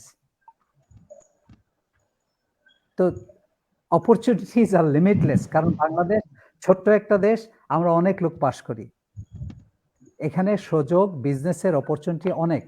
তুমি যদি এখন লজ্জা পাও, আরেকটা জিনিস আমি বলতে চাই, সেলফ মোটিভেশন করতে গেলে যে রিজন ওয়াই, আমি কি জন্য এই জিনিসটা করতে চাই, পারপাসটা কি, বিহাইন্ড আমার পারপাসটা কি, যখনই তুমি ওইটাকে আইডেন্টিফাই করবা, তুমি কাগজের ভিতরে যখন লেখা শুরু করবা আমি কি জন্য এই জিনিসটা করতে চাই, ফার্স্ট গোল হচ্ছে আমার একটা বাড়ি, একটা গাড়ি, there is nothing wrong with ইট।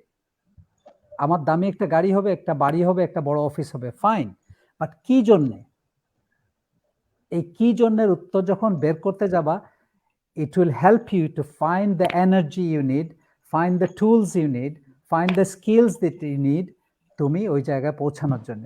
মানে আমি বুঝাচ্ছি, আমাদের দেশে যেটা আমরা ছোটবেলা থেকে শিখে এসেছি, স্কুলে যাবা, ম্যাট্রিক পাস করবা, কলেজে যাবা, এইচএসসি পাস করবা, ইউনিভার্সিটি ভর্তি হবা, ঢাকা ইউনিভার্সিটি, কৃষি বিশ্ববিদ্যালয়, বুয়েট আর মেডিকেল কলেজ, এছাড়া কিছু শুনিনি, আমি শুনিনি পার্সোনালি। কিন্তু এই সব পড়াশোনার যা জরুরি দরকার, তার চেয়েও বেশি দরকার আমি আসলে রাইট এট দ্য এন্ড কোথায় যাব। আমরা শিখি কি, এই ছোট থেকে বড় হয়ে তারপরে বিসিএস পরীক্ষা দিয়ে সরকারি চাকরি নেব, বাট সরকারি চাকরি নিয়ে তুমি যদি কেউ, হ্যাঁ there is nothing wrong to sit for BCS, but তোমার যদি টার্গেট থাকে আমি একটা সেক্রেটারি, একটা মন্ত্রণালয়ে আমি সচিব হয়ে তারপরে আমি আমার চাকরি শেষ করব, তখন সে শুরু করবে কোথায়, তার টার্গেট হচ্ছে উপরে, তারপরে তুমি নিচের থেকে শুরু করবা তোমার আপস্কিলিং টু গেট দেয়ার। আর আমরা শুরু করি নিচের থেকে, ম্যাট্রিক, ইন্টারমিডিয়েট, তারপরে বিসিএস দিয়ে তারপরে আমি বিসিএস এর চাকরিতে ঢুকবো। তোমার প্রথম টার্গেট থাকতে হবে right at the end, then come back to it. এটা হচ্ছে একটা। আরেকটা জিনিস হচ্ছে যে সেলফ মোটিভেশনের সবচেয়ে বেশি কাজ করে how many friends do you have? আমি এটা সব সময় কথা বলার সময় ইউনিভার্সিটিতে, তোমাদের এখানেও কয়েকজনের সাথে অনেক সময় গ্রুপে আমাকে জিজ্ঞেস করে আমি বলি যে তোমার বন্ধু কত? বলে স্যার কত 15-20 জন। Cut down the friendship. You don't want to sit next to a friend. আমার এই কথাগুলো শুনে অনেকের পছন্দ হবে না, বাট সত্যি বলছি, আমি পার্সোনালি এইগুলো এক্সপিরিয়েন্স করার কারণে তোমাদের সাথে শেয়ার করছি। যারা এই হ্যাভ ক্লোজ 4-5 ফ্রেন্ডস। যারা চাকরি এখন চলে যাচ্ছে তারা ফ্রেন্ডশিপ মেনটেন করো, যারা চাকরিতে এখনো আছে কম্পেয়ার করো, কার কেন চাকরি তার কোম্পানি থেকে গেল না, তোমার গেল। Mix with a friend who study well, mix with a friend যে ভালো কথা বলে। সব সময় ফ্রেন্ডশিপ রাখতে হয় যে আমার চেয়ে বেশি জানে, বেশি বোঝে, তাইলে তোমাকে সে টানবে। If you mix with losers, তুমি যদি সারাদিন চায়ের দোকানে বসে আড্ডা দাও, you will become that sort of, your mentality will grow into that level. তুমি বড় স্বপ্ন দেখলে ওই স্বপ্নটা স্বপ্নই থেকে যাবে। You have to find tools. দেখো কতজন লোক জানে যে অনলাইনে তুমি একটা বই কিনতে গেলে বাংলাদেশে কত ভালো একটা বই 100, 200, 300 টাকা, যে কোনো ধরনের, মনে করো মার্কেটিং এর উপরে, সেলস এর উপরে হয়তো আরো বেশি হতে পারে, 500 টাকা হতে পারে। অনলাইনে তুমি বিভিন্ন সোর্স আছে যেখানে তুমি এই প্রত্যেকটা বড় বড় রাইটারের বইকে সামারাইজ করে 7 মিনিটের ভিডিওতে করে দিয়েছে, যেটা তুমি $3, $4 খরচ করলে মাসে অ্যাক্সেস টু লিমিটলেস রিসোর্সেস। এটা কেউ খুঁজে না, কেন জানো? ওই যে বললাম যে সবাই বড় হতে চায়, প্রতিষ্ঠিত হতে চায়, কিন্তু জানে না কেন। I hope I have added a lot of things with Mamun. আমার একটাই শুধু অনুরোধ থাকবে শ্রোতাদের কাছে, start showing gratitude to Allah subhanahu wa ta'ala. If you believe in Bhagavan, if you believe in God, whoever it is you believe in, সকালে ঘুম থেকে উঠে রোজ 1 সপ্তাহ যদি প্র্যাকটিস করেন যে আমি গ্র্যাটিটিউড দেখাবো, আমি বেঁচে আছি, সুস্থ আছি, আমার জীবনে অনেক পেয়েছি, আরো পাবার আছে, you'll become a better version of yourself, and that's when motivation will kick in. মন ফ্রেশ থাকলে শিখতে ভালো লাগে।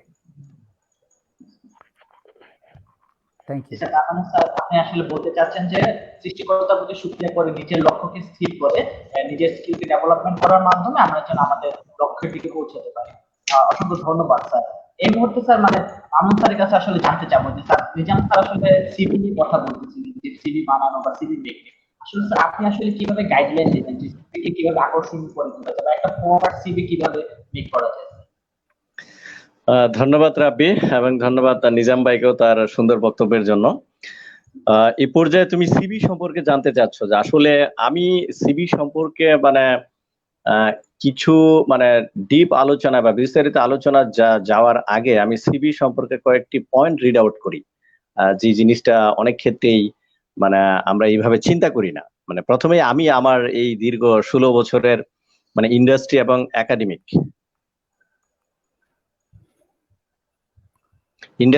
একাডেমিক এই দুটো অভিজ্ঞতা থেকে মানে আমি যে পয়েন্টগুলো বলবো, সেটা প্রথমটা হচ্ছে যে CV has to B based on job advertisement. You have to give the clue in the CV or resume for asking questions during interview. I'm telling once again, you have to give the clue in the CV for asking questions during interview. Normally HR ম্যানেজাররা যদি একটা মানে formal recruitment হয়, 20 থেকে 30 সেকেন্ডের বেশি তারা CV দেখার সময় পায় না। ফ্রেশ গ্রাজুয়েটদের ক্ষেত্রে আমার বক্তব্য হচ্ছে যে 2 থেকে 3 পেজ ম্যাক্সিমাম। কেউ 1 পেজের কথা বলে থাকে, কিন্তু আমার কাছে মনে হয় 1 পেজ হলে নিজেকে ভালোভাবে উপস্থাপন করা যাবে না। But in that case, the major information should be on the first page of the CV. সেই ক্ষেত্রে হয়তো প্রথম পেজে সবকিছু কভার হচ্ছে। Now the point, major information বলতে কি বোঝাচ্ছি? The information which were mentioned on the job advertisement. অর্থাৎ জব অ্যাডভার্টাইজমেন্টে যে ইনফরমেশন গুলা মেনশন করা থাকবে, রিকোয়ারমেন্ট গুলো মেনশন করা থাকবে, সেগুলো আগে দিতে হবে, ফার্স্ট পেজে দিতে হবে, সিরিয়ালি দিতে হবে। সিভির ক্ষেত্রে আমি আরো একটা পয়েন্ট খুব সুন্দর মানে স্ট্রংলি বলি, don't photocopy or reprint the CV or resume. কারণ এগুলার বিস্তারিত ব্যাখ্যা দেওয়া যাবে না, এটা একটা ডে লং ওয়ার্কশপ দরকার। বাট আমি পয়েন্টগুলো বললাম, আপনারা মাথায় রাখেন, বা পরবর্তীতে যদি আরো কখনো সুযোগ পাই এটা নিয়ে হয়তো বা 2 ঘন্টা 3 ঘন্টা লেকচার দেওয়া যাবে। লাস্ট যেটা বলি যে don't take computer print of the picture, যেটা আমরা নর্মালি করি, বাসার নিচে গিয়ে 5 টাকা দিয়ে একটা ছবি প্রিন্ট নিয়ে নেই। নো, বাংলা একটা কথা প্রচলিত আছে, আগে দর্শনদারি তারপরে গুণ বিচারী। তার মানে অনেক এইচআর ম্যানেজার বলেন যে সিভি দেখে, ছবিটা দেখে যদি আমার ভালো না লাগে আমি সিভি কখনো ভিতরে খুলেও দেখি না। অর্থাৎ আমি যেটা, ইট ডাজন্ট মিন দ্যাট যে তারা সবাই এটা করে তা না, কিন্তু কেউ কেউ কিন্তু বলেছে যে ছবিটা অবশ্যই, এবং এটা লেখা থাকে বিজ্ঞাপনে। আমার মনে হয় নিজাম ভাই একমত হবেন, নিজাম ভাই লিখে দেন যে send your recent colour passport size photograph.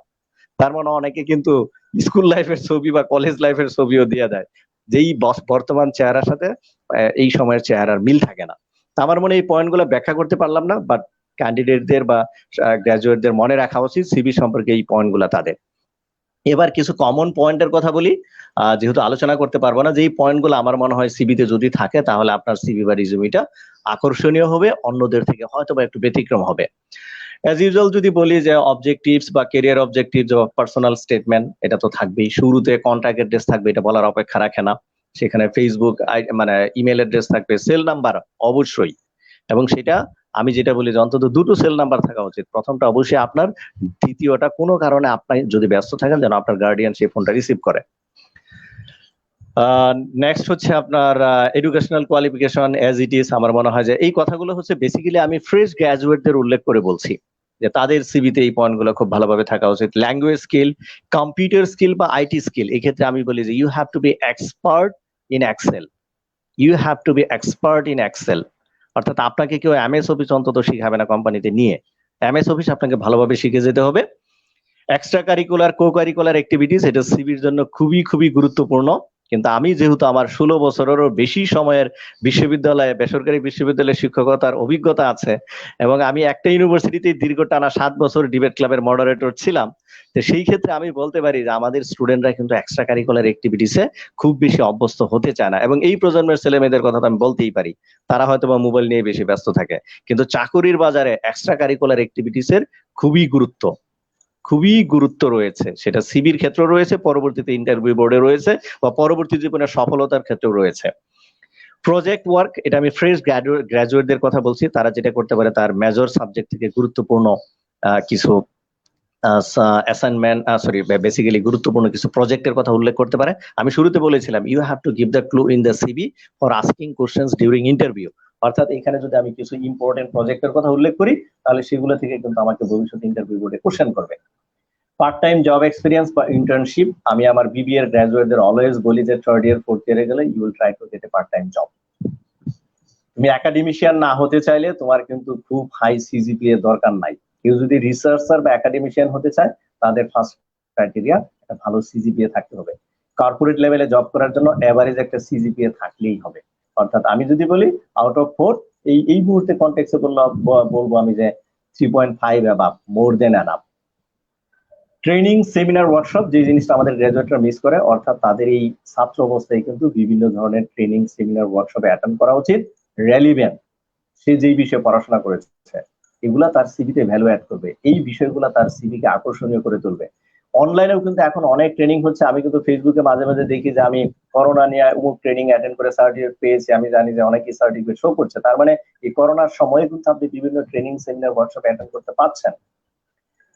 Special achievement যদি কারো থাকে সেটা উল্লেখ করা উচিত। রেফারেন্স, এটা অ্যাজ ইট ইজ কমন একটা বিষয়। আর সিভি নিয়ে আমি যে কথাটি বলে শেষ করব, আমার মনে হয় যে এই বিষয়টি যারা এই মুহূর্তে শুনছেন তাদের অনেকের কাছে নতুন মনে হতে পারে, but this is the fact.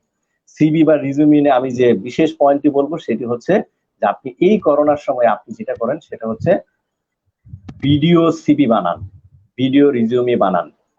এটা অনেকের কাছে নতুন মনে হতে পারে, কিন্তু নতুন না। বাংলাদেশের জব মার্কেটে অলরেডি এটার ব্যবহার হচ্ছে। আমি আমার নিজের কথা বলতে পারি। আমি যখন গত বছর ডেফোডিল ইন্টারন্যাশনাল ইউনিভার্সিটিতে জয়েন করি তখন কিন্তু আমাকে ডেফোডিল ইন্টারন্যাশনাল ইউনিভার্সিটিতে ভিডিও সিভি পাঠাতে হয়েছে। তার মানে বাংলাদেশের জব মার্কেটে অনেকেই এখন ভিডিও সিভি নিচ্ছে। এবং আপনার ভিডিও সিভি যদি নাও চায়, আমি আপনাকে বলে দিচ্ছি, আপনি যখন অনলাইনে একটা সফট কপি সিভি পাঠাবেন, সাথে আরেকটা 1 থেকে 2 মিনিটের একটা ভিডিও সিভি আপনি পাঠিয়ে দিবেন, তাহলে অন্যদের থেকে আপনি আশা করা যায় আপনি অবশ্যই কল পাবেন, যদি আপনার ভিডিও সিভিটাও সুন্দরভাবে তৈরি করতে পারেন। তো আমার মনে হয় এটা খুবই একটা গুরুত্বপূর্ণ পয়েন্ট বললাম, যে আমাদের শিক্ষার্থীদেরকে বা যারা জব ক্যান্ডিডেট, জব করছে বা জব খুঁজছে, তাদেরকে ভিডিও সিভি বানানো উচিত। এবং ভিডিও সিভির জন্য অবশ্যই তাকে একটা স্ক্রিপ্ট লিখতে হবে। এবং সব শেষে যেটা বলবো যে সেই সিভি গুলো তারা এখন থেকে যারা চাকরি করছে, সিভির মূল উদ্দেশ্যই তো হচ্ছে চাকরি খোঁজা। বায়োডাটা হলে না হয় বলতাম যে বিয়ের জন্য আমরা বায়োডাটা তৈরি করি, সেটা ভিন্ন বিষয়। অনলাইন জব পোর্টালে এখন থেকে সেই সিভি গুলো ড্রপ করা উচিত, তাহলেই ভবিষ্যতে সে চাকরির বাজারে সফল হবে। আমার মনে হয় যে এই বিশেষ দিক নির্দেশনাগুলো যদি সে মেনে চলে, তাহলে তার সিভিটা অবশ্যই আকর্ষণীয় হবে, অন্যদের থেকে ভিন্ন হবে। বাট স্টিল এই প্রত্যেকটা পয়েন্টের জন্য হয়তো অনেক লম্বা আলোচনা দরকার, সময়ের স্বল্পতার জন্য আমরা হয়তো এখানে আলোচনা করতে পারলাম না। ধন্যবাদ। জি স্যার, অসংখ্য ধন্যবাদ স্যার। আপনি সিভি বিষয়ে এই কিছু গুরুত্বপূর্ণ পয়েন্ট নোট করেছেন স্যার, যেগুলো আপনি বলতে চাচ্ছেন যে জব রিক্রুটমেন্ট অনুযায়ী সিভি তৈরি করতে বা একটা নতুন রিসেন্ট কালার ফটো, প্লাস হলো আইটি সেক্টরের ক্ষেত্রে এক্সেল এক্সপার্ট হতে হবে, তাছাড়া special achievement must be show করতে হবে স্যার। আসলে এইগুলোর পাশাপাশি আসলে স্যার ভাইবা পরীক্ষার জন্য বা ইন্টারভিউর জন্য কিছু মানে কোন সকল স্কিল বা গুণাগুণ আসলে মুখ্য ভূমিকা পালন করে স্যার? সিবি আমি বলি যে this is the first kind of communication between employer and employee. CV যদি ভালো হয়, নিজেকে যদি ভালোভাবে তুমি উপস্থাপন করতে পারো, তাহলে যেটা হয় যে তুমি ইন্টারভিউ কল পাবে। ইন্টারভিউতে কল পেলে হয়তো আমাদের বাংলাদেশে যদি আমি ইন জেনারেল বলি, একটা স্টেটমেন্ট আছে যে ওয়ার্ল্ড ওয়াইড যদি বলি যে most of the selection process starts with interview, ends with interview. Even বাংলাদেশের প্রেক্ষাপটে বটেই। মানে তার মানে হচ্ছে অনেক সিলেকশন প্রক্রিয়ায় কিন্তু ইন্টারভিউ দিয়েই সিলেকশন প্রক্রিয়া শুরু হয়, ইন্টারভিউ দিয়ে শেষ হয়। তার মানে তুমি এখন যে পয়েন্টটি জানতে চেয়েছো যে ইন্টারভিউতে কিন্তু তোমার খুবই খুবই গুরুত্বপূর্ণ, এই 10 থেকে 15 মিনিটের ইন্টারভিউটা তোমার জীবনের মানে বলতে পারি অবস্থান পরিবর্তন করে দিতে পারে। এটার জন্য ভালো প্রস্তুতি দরকার, অনেক প্রস্তুতি দরকার, বেশ কিছু স্কিলের বিষয়ে বিশেষ গুরুত্ব দেওয়া দরকার, যেটা আমাদের ক্যান্ডিডেটরা অনেক ক্ষেত্রেই মিস করে। সেই ক্ষেত্রে যদি বলি যে আসলে ইন্টারভিউর জন্য এখন তো আর আমি ইন্টারভিউতে সাধারণত 3 ধরনের কোশ্চেন করা হয়ে থাকে, যেটা আমার আন্ডারস্ট্যান্ডিং। কিছু কমন কোশ্চেন করা হয়ে থাকে, এরপরে হচ্ছে কিছু সিচুয়েশনাল বা বিহেভিয়ারাল কোশ্চেন করা হয়ে থাকে, এরপর কিছু টেকনিক্যাল অর্থাৎ সাবজেক্ট ম্যাটার কোশ্চেনও করা হয়ে থাকে। এই ক্ষেত্রে এখন তো যেহেতু সময় কম, এইখানে হয়তো বা আমি প্রত্যেকটা প্রশ্ন নিয়ে হয়তো আলোচনা করতে পারবো না। জাস্ট আমি ইন্টারভিউ সম্পর্কে যেটা বললাম যে কিছু কমন কোশ্চেন আছে যেগুলো আমরা ইনফ্যাক্ট ওয়েবসাইট থেকে জেনে নিতে পারবো। সেই কমন কোশ্চেন গুলোর প্রস্তুতি ভালোভাবে নেওয়া উচিত, এবং কিছু বিহেভিয়ারাল বা সিচুয়েশনাল কোশ্চেন আছে যেগুলো একটু সময় নিয়ে ভেবে সুন্দর করে উত্তর দেওয়া উচিত। আর সাবজেক্ট ম্যাটার কোশ্চেন তো অবশ্যই আমরা ধরেই নিই যে সাবজেক্ট ম্যাটার বেসিক জিনিসগুলো কিন্তু অনেক সময় আমাদের ক্যান্ডিডেটরা পারে না, সেই ক্ষেত্রে বেসিক প্রশ্নের উত্তরগুলো তাদেরকে জানতে হবে। ইন্টারভিউ নিয়ে হয়তো আমি নিজাম ভাইকে আমি দেখছি উনি জয়েন করেছেন, উনি হয়তো আমার সাথে অ্যাড করবেন, বা উনি যেহেতু সচরাচর ইন্টারভিউ নেন। আমি শুধু একটা কথা বলে আমি নিজাম ভাইকে মানে কিছু অ্যাড করার জন্য রিকোয়েস্ট করবো যে ইন্টারভিউ বোর্ডে আমরা নর্মালি যেটা হয়, আমার নিজেরও যেহেতু মাঝে মাঝে ইন্টারভিউ বোর্ডে বসার সৌভাগ্য হয়, যে আমি একটা কথা বলি আমার স্টুডেন্টদেরকে ক্লাসে, যে ইন্টারভিউ বোর্ডে যে একজন ক্যান্ডিডেট কিভাবে ইন্টারভিউ বোর্ডের রুমে মানে কিভাবে সে প্রবেশ করলো, কিভাবে বসলো, কিভাবে বের হইলো, এই 3টা জিনিস থেকেই এমপ্লয়ার বা ইন্টারভিউয়ার যারা বোর্ডে থাকেন তারা কিন্তু বুঝে নেন যে he or she will be fit for the job or not. অর্থাৎ কিভাবে তুমি রুমে প্রবেশ করলা, কিভাবে বসলা এবং কিভাবে বের হইলা। আর ইন্টারভিউ বোর্ডের সবচেয়ে গুরুত্বপূর্ণ যে কথাটা সেটা হচ্ছে যে you should have the confidence. অনেকের কিন্তু আমরা দেখি যে নিজাম ভাই হয়তো অনেক সুন্দর করে অনেক অভিজ্ঞতায় বলতে পারবেন যে অনেকে গলা শুকিয়ে যায়। গলা শুকিয়ে যায় মানেই হচ্ছে he or she is not confident on this position. সে কিন্তু ইন্টারভিউ বোর্ড সম্পর্কে ভালোভাবে সে প্রস্তুতি নিয়ে আসে নাই, আর না হলে সে ওয়ান নাইট প্রিপারেশন নিয়েছে। যেটা আমরা যখন স্কুল কলেজ লাইফে স্টুডেন্ট ছিলাম, ঢাকা রেসিডেন্সিয়াল মডেল কলেজের স্টুডেন্ট আমি, তো ওইখানে আমরা ওয়ান নাইট সার্ভিসে খুব অভ্যস্ত ছিলাম। ওয়ান নাইট সার্ভিসে মোটামুটি একটা জিপিএ পাওয়া যায়, কিন্তু এটা কিন্তু মাথায় থাকে না। ওয়ান নাইট সার্ভিস অর্থাৎ পরীক্ষার ইন্টারভিউ বোর্ডের আগের রাতে কেউ যদি কোম্পানি সম্পর্কে স্টাডি করে কিছু বেসিক ডেফিনেশন সে মুখস্থ করতে যায়, তাহলে পরবর্তী দিন সে ইন্টারভিউ বোর্ডে তার গলা কেঁপে যাবে, সে ভালো করবে না। এটা খুবই জেনারেলি বলা যায়। অর্থাৎ you should have the confidence, but arrogant যেন না হয়, ওভার কনফিডেন্স হওয়া যাবে না। আর এক মানে সবচেয়ে গুরুত্বপূর্ণ যে স্কিলটার কথা বলবো, যেটা নিজাম ভাই এর আগেও বলেছেন, আমিও এর আগে বলেছি, বাট ইন্টারভিউ বোর্ডে যখন বলছো তখন আবারও রিপিট করছি, you should have the positive attitude. Positive attitude, positive attitude না থাকলে সে কিন্তু ইন্টারভিউ বোর্ডে নর্মালি সিলেক্টেড হবে না। এই হচ্ছে আপাতত টিপস। ধন্যবাদ স্যার, আপনি অনেক কিছু মানে অনেক ইম্পর্টেন্ট কিছু পয়েন্ট আমাদের সাথে নোট ডাউন করেছেন, কিন্তু স্যার আমরা নিজাম স্যারকে হয়তো উনি কিছু টেকনিক্যাল প্রবলেমের জন্য আমাদের সাথে সংযোগ দিচ্ছেন হয়তো। স্যার এই মুহূর্তে আমাদের সাথে অসংখ্য দর্শক কিন্তু যুক্ত হয়েছে, যেমন স্যার বিশ্বজিৎ বাবু যুক্ত হয়েছেন, তিনি বলতে চাচ্ছেন যে digital marketing practice helps to new job and e commerce business. Sir এই বিষয়ে কি কিছু বলতে চান কিনা স্যার? ডিজিটাল মার্কেটিং, হ্যাঁ আমি কোশ্চেনটা দেখতে পাচ্ছি। Digital marketing practice helps to new job and e commerce business, very good.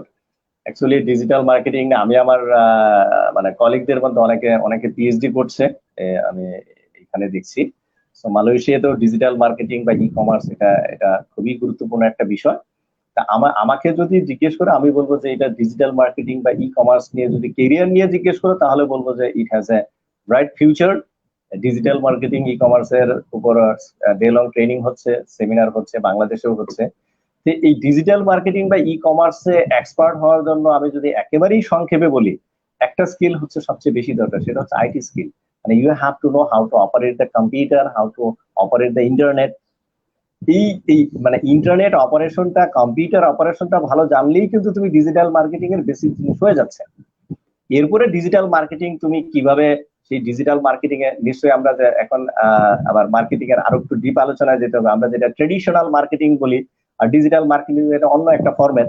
হ্যাঁ, সেই ক্ষেত্রে আমরা যখন একটা পণ্যকে ট্রেডিশনাল মার্কেটিং এ ছাড়ার জন্য যেভাবে আমরা মানে প্রোডাক্ট ডিজাইন করি বা যেভাবে প্রোডাক্টের প্যাকেজিং করি, প্রোডাক্টের আমরা অ্যাডভার্টাইজিং বা প্রমোশন প্ল্যানিং করি, ডিজিটাল মার্কেটিং এর ক্ষেত্রে কিন্তু ভিন্ন। সেই ক্ষেত্রে আমি যদি একেবারেই খুবই সংক্ষেপে যদি বলি যে ডিজিটাল মার্কেটিং বিষয়টাকে বা এই ক্ষেত্রে কি ধরনের স্কিল, যেটা বললাম যে সবকিছুই যাচ্ছে ভার্চুয়ালি।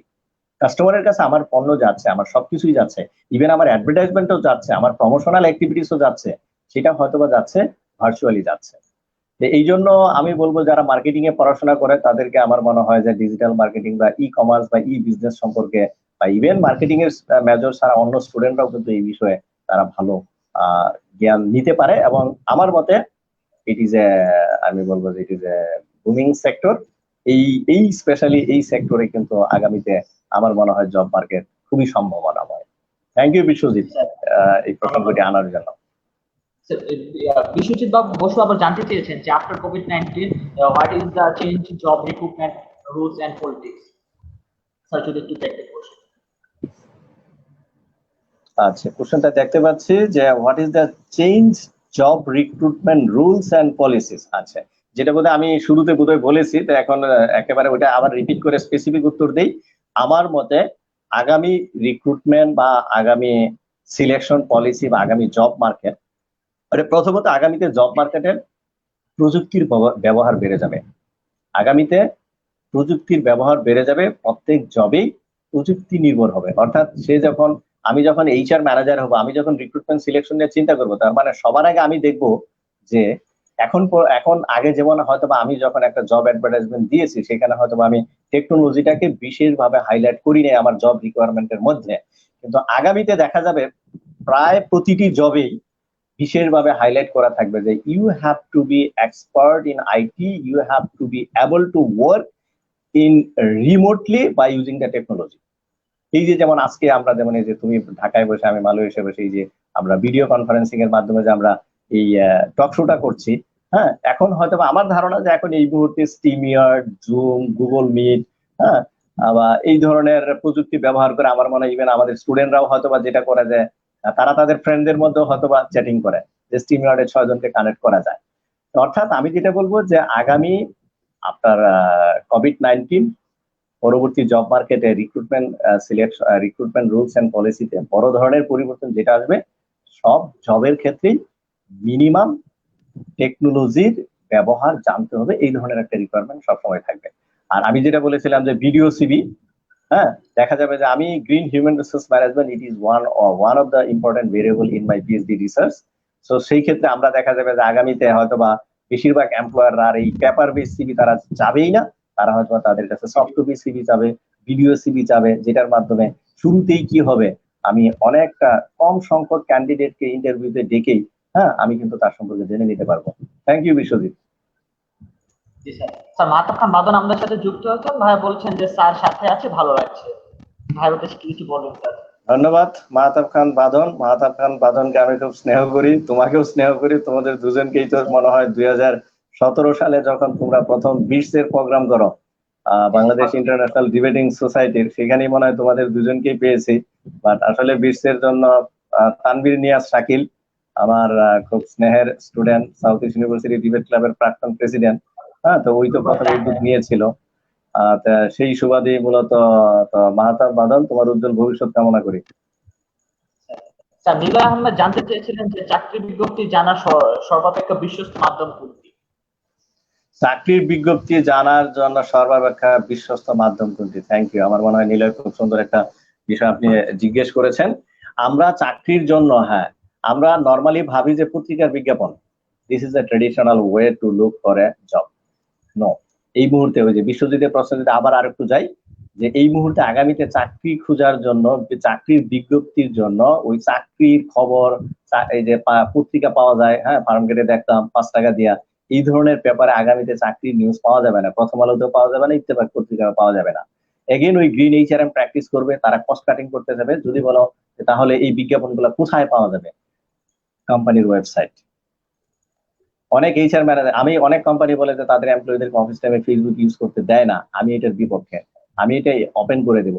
আমি কি করব, আমার পত্রিকার আমার এই জব রিক্রুটমেন্টটা, জব অ্যাডভার্টাইজমেন্টটা আমি সকল এমপ্লয়ীদেরকে সাজেস্ট করবো তাদের ফেসবুকে শেয়ার করার জন্য।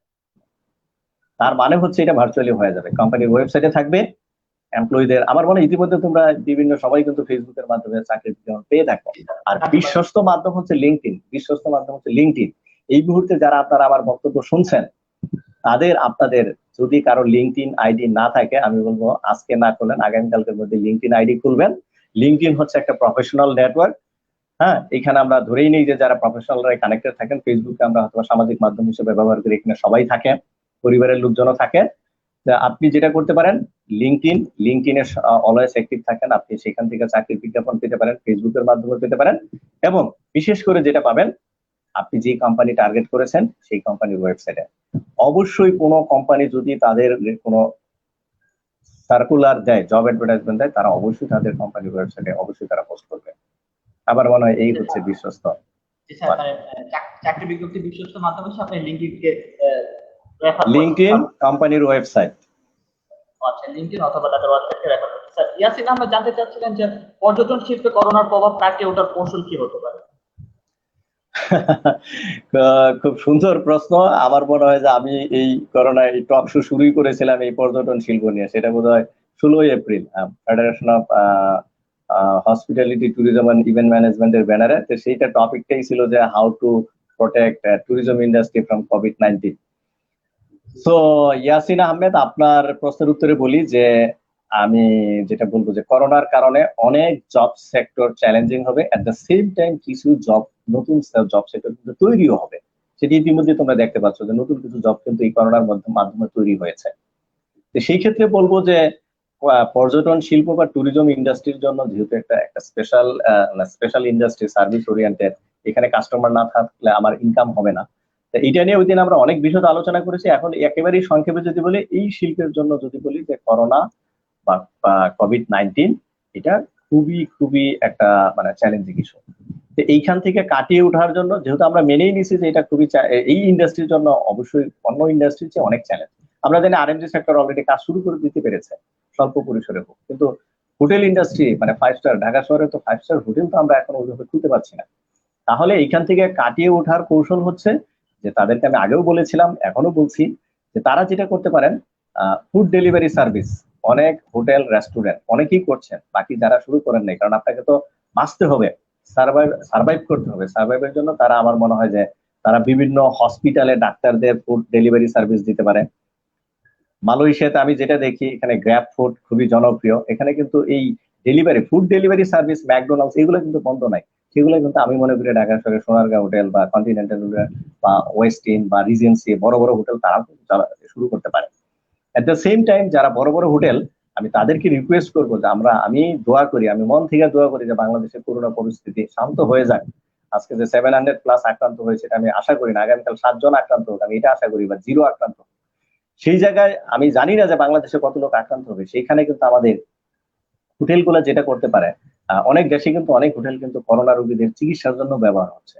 অ্যাটলিস্ট আমি জানি না আমাদের বাংলাদেশে কতটুকু সক্ষমতা আছে, বাট আমি বিশেষভাবে যেটা অনুরোধ করব, এই সকল পর্যটন শিল্প কিন্তু আমাদের যারা এই স্বাস্থ্য সেবার সাথে জড়িত, বিশেষ করে নার্স এবং ডাক্তার, হেলথ ওয়ার্কার যারা আছে, তাদের যেহেতু পরিবার থেকে আইসোলেট থাকতে হয়, তাদের জন্য কিন্তু থাকার ব্যবস্থা করতে পারে। তাহলে তাদের কিছু রেভিনিউ জেনারেট হলো, এট দ্য সেম টাইম মানব সেবাও হলো, সিএসআর অ্যাক্টিভিটিস হলো। এই হচ্ছে সংক্ষিপ্ত অবজারভেশন। আশা করি আপনার বক্তব্য শুনে আমাদের শ্রোতা মন্ডলী উপকৃত হন। রুবায়েত আহমেদ আমাদের সাথে যুক্ত হয়েছে এবং তিনি বলেছেন যে two of my favorite people in the frame, Abdullah Mamun sir আপনাকে স্মরণ করেছেন এবং whom I রুবায়েত, তোমার জন্য অনেক শুভকামনা। তুমি হচ্ছে সাউথ ইস্ট ইউনিভার্সিটি ডিবেট ক্লাবের one of the successful president. You are a good debater, you are a good organiser. তোমার উজ্জ্বল ভবিষ্যৎ কামনা করি। Thank you for joining. জি স্যার, আমাদের আরেকজন অতিথি যে নিজাম চৌধুরী স্যার হয়তো আমাদের সাথে ডিসকানেক্ট হয়ে গেছেন। স্যার বলছিলেন যে কোনো দর্শক কি আমাদের সাথে নোট নিয়ে বসেছে কিনা বা নোট করতেছে কিনা। আমাদের রুবায়েত আহমেদ কমেন্ট করেছেন যে this is the fact that I learn taking notes from the Mamun sir and it is matters to take notes. Thank you Rubayet. Imrul Kayes ভাই কমেন্ট করেছেন যে তিনি আমাদের সাথে আছেন। আর কয়েকজন আমাদের সাথে যুক্ত হয়েছেন।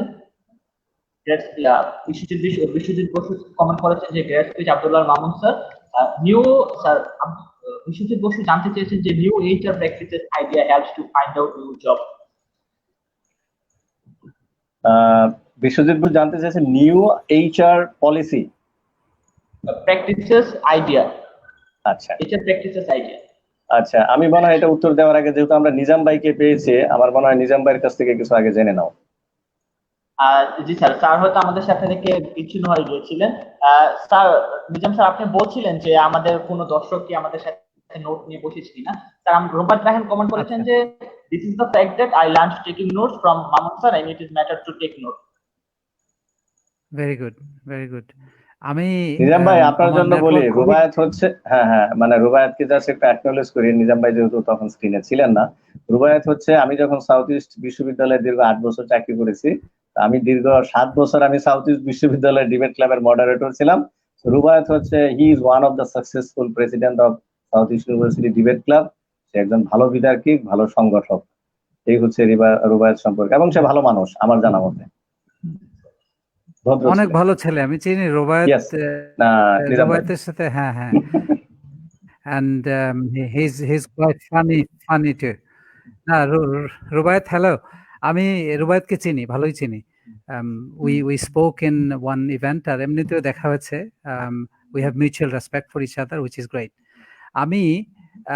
I'm really sorry, apologies যে আমার নেটওয়ার্কটা খুবই খারাপ। আমি একদম রিমোট জায়গায়, মানে আমি আক্ষেপ ছিল, আবার ভালো ছিলাম যে I have contributed as much as I could before I got cut off. আমি তিনবার চেয়েছি রিফ্রেশ করতে। যাই হোক, আমি কুইকলি এই 3টা জিনিস বলবো। আমার রিকোয়েস্ট থাকবে যারা শ্রোতা আছে, অনেক প্রশ্ন আসছে, তারা কি করবেন বা যারা চাকরি খুঁজছেন। আমার প্রথম কথাটায় আমি আবার যাব, প্লিজ এটা আমাদের সামাজিক দাদা দাদি ফ্যামিলি নিয়ে আমরা থাকি, আমরা ফ্যামিলি ওরিয়েন্টেড একটা সোসাইটিতে আমরা বড় হয়েছি, ঠিক না? আমরা বাঙালি, এটা আমাদের গর্ব। আমরা বাঙালি, আমরা আন্তরিক, আমরা সহানুভূতিশীল, আমরা মানে সামাজিক ভাবে চলতে পছন্দ করি। ফাইন, বাবা মার যে আবদারটা থাকে আমাদের উপরে, যে তোর উপরে একটা আশা আছে, তুই ডাক্তার হবি, ইঞ্জিনিয়ার হবি, আমি I am not for a second আমি সাজেস্ট করছি না যে আমরা যারা বাবা মা হয়েছি তাদের একটা এক্সপিরিয়েন্স, যারা বাবা মা হচ্ছেন তাদের একটা এক্সপিরিয়েন্স, এটা বলবেনই ওনারা। আমার প্রশ্নটা বা রিকোয়েস্টটা হচ্ছে নিউ জেনারেশনের কাছে, যে বাবা মাকেও কিন্তু বোঝানো যায়, ঝগড়া না করে, আপসেট না হয়ে, বন্ধুদের সাথে বসে বাবা মায়ের সমালোচনা না করে, বাবা মার সাথে এখনকার জেনারেশনের relationship I have seen within my family. আমার নিস নেফিউরা আমি দেখেছি, তাদের বাবা মাদের সাথে তারা অনেক ফ্রি।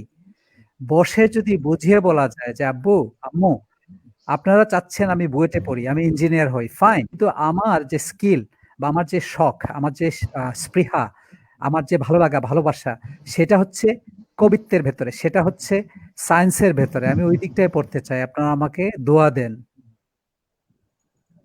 জি স্যার। এটা হচ্ছে আমার প্রথম কথা, যে পাছে লোকে কিছু বলে, সমাজকে দেখানোর জন্য আমরা নিজেরা ধ্বংস হয়ে যাচ্ছি। সমাজ আমাদেরকে খাওয়ায় না। আমিও সামাজিক জীব, আমি এই সমাজেই থাকি, কিন্তু একটা নিজের ভেতরে দৃঢ়তা আনতে হবে যে আমি আসলে কি চাই আর কেন চাই। এই দুইটা প্রশ্নের উত্তর আমি বারবার কিন্তু রিপিট করেছি কয়েকবার। তাইলে কি, ফার্স্ট জিনিস হচ্ছে যে নিজের স্কিলটাকে অনুযায়ী আমার এগিয়ে যাওয়া, এবং যে স্কিল আমার আছে সেটাকে অ্যানালাইজ করা যে আমার কি আছে। সেকেন্ড থিং, অনেকে ভাববেন যে মামুন যে কথা বলেছে, আমি যে কথা বলেছি, স্কিল আপ স্কিল করার জন্য এটা এক্সপেন্সিভ, সবকিছুতে ইনভেস্ট করতে হয়। না,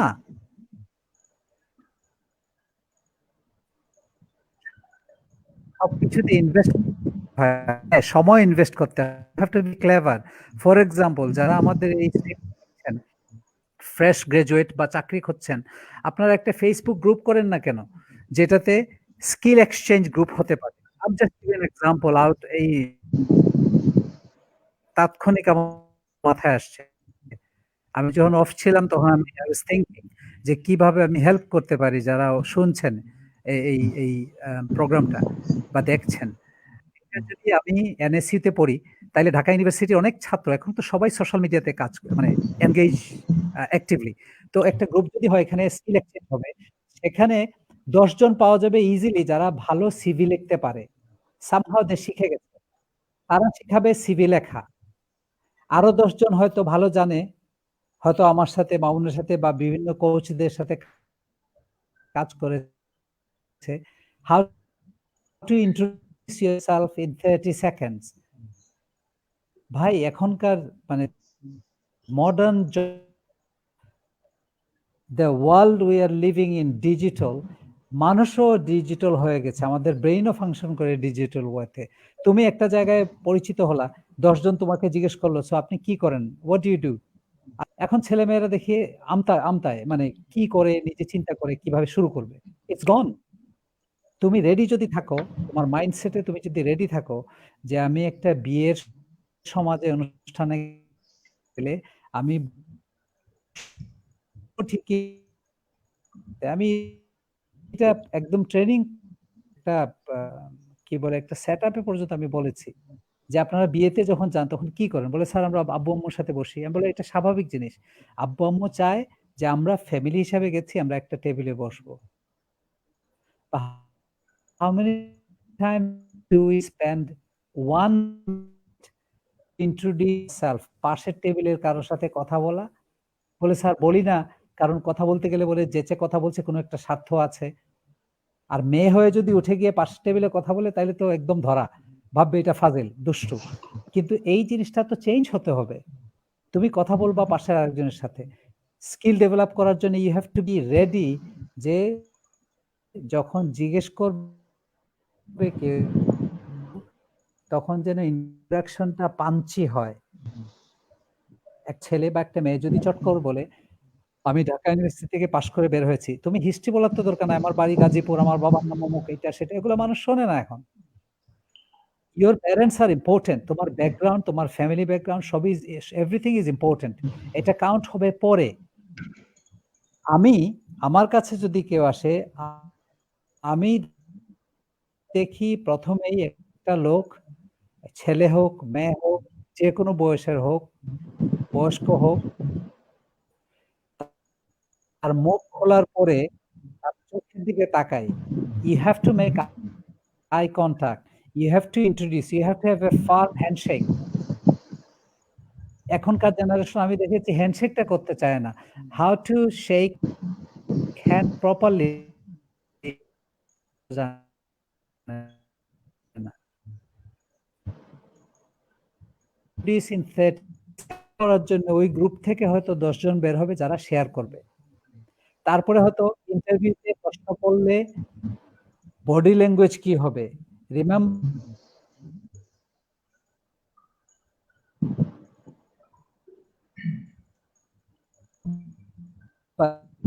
but first in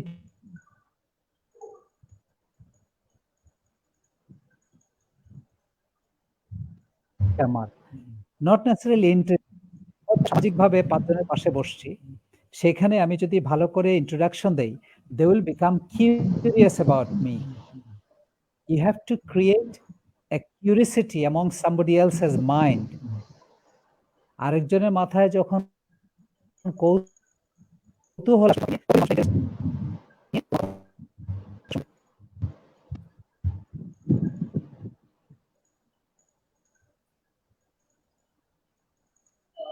স্যার হয়তো আমাদের নেটওয়ার্কের প্রবলেমের জন্য কিছুটা প্রবলেম হচ্ছে। ইমরুল কয়েকবার জানতে চেয়েছিলেন যে হোয়াট উইল উই সে হয় নাও society can really push us or pretended that we should go toward what our society decides or our family decides. আশা করি ইমরুল কয়েকবার আপনি আমাদের অতিথি নিজাম চৌধুরী স্যারের কাছ থেকে আপনার উত্তরটা পেয়ে গিয়েছেন। ধন্যবাদ ইমরুল কয়েক ভাইকে। মামুন স্যার আপনার কাছে আবার জানতে চাচ্ছিলাম শেষ পর্যায়ে আমাদের অতিথি নিজাম চৌধুরী স্যার হয়তো কিছুটা প্রবলেমে আছেন নেটওয়ার্কের প্রবলেমের জন্য। স্যার আপনার কাছে জানতে চাচ্ছিলাম যে একদম শেষ পর্যায়ে চলে আসছি আমরা, স্যার জানতে চাচ্ছিলাম যে ক্ষুদ্র ব্যবসায়ীরা আসলে কি উদ্যোগ নিলে এই পরিস্থিতিতে সামাল দিয়ে ওঠা যায়? আচ্ছা, খুবই গুরুত্বপূর্ণ প্রশ্ন। এটা খুবই স্বাভাবিক এবং খুবই বাস্তবতা যে স্মল বিজনেস যারা করে যে এই করোনা পরিস্থিতিতে তারা অন্তত কি উদ্যোগ নিলে তারা মিনিমাম হলেও তারা সার্ভাইভ করতে পারে। খুবই গুরুত্বপূর্ণ প্রশ্ন। অ্যাকচুয়ালি উত্তরটা হচ্ছে যে it depends on nature of business. কারণ আমার এই জায়গা থেকে আমি হয়তো একটা জেনেরিক আনসার দিতে পারবো, কিন্তু আসলে সে কি ধরনের বিজনেসের সাথে সে আছে, he or she has to take the decision based on the nature of business. That is the first point. Means again তাকে আমি যদি আমাদের স্ট্র্যাটেজিক ম্যানেজমেন্টের ভাষায় বলি, মাইকেল পর্টারের 5 ফোর্সেস ইন্ডাস্ট্রি অ্যানালাইসিস বলি, সেই সূত্র ধরেই তাকে মানে বিজনেসটা অ্যানালাইসিস করতে হবে। ইনিশিয়েটিভটা হতে হবে নেচার অফ দ্য বিজনেস।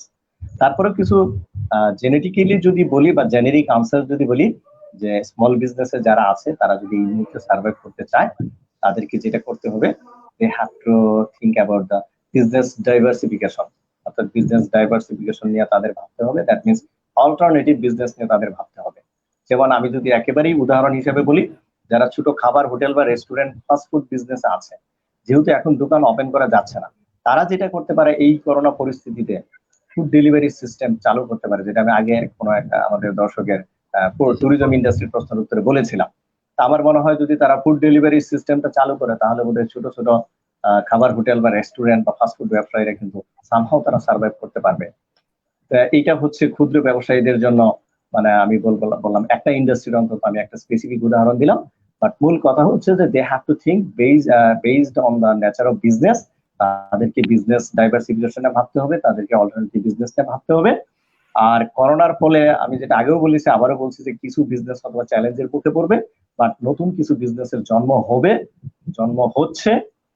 সুতরাং আমার মনে হয় যারা স্মল বিজনেস বা বিগ বিজনেস যে ইন্ডাস্ট্রিতে থাকুক, তাদেরকে কিন্তু এখন নতুন বিজনেস নিয়েও তাদেরকে এখন ভাবতে হবে যে আমার আগের ট্রেডিশনাল বিজনেসটা যেহেতু আমি এই মুহূর্তে রান করতে পারছি না, এই সিচুয়েশনে আমি নতুন কি বিজনেস ভাবতে পারি।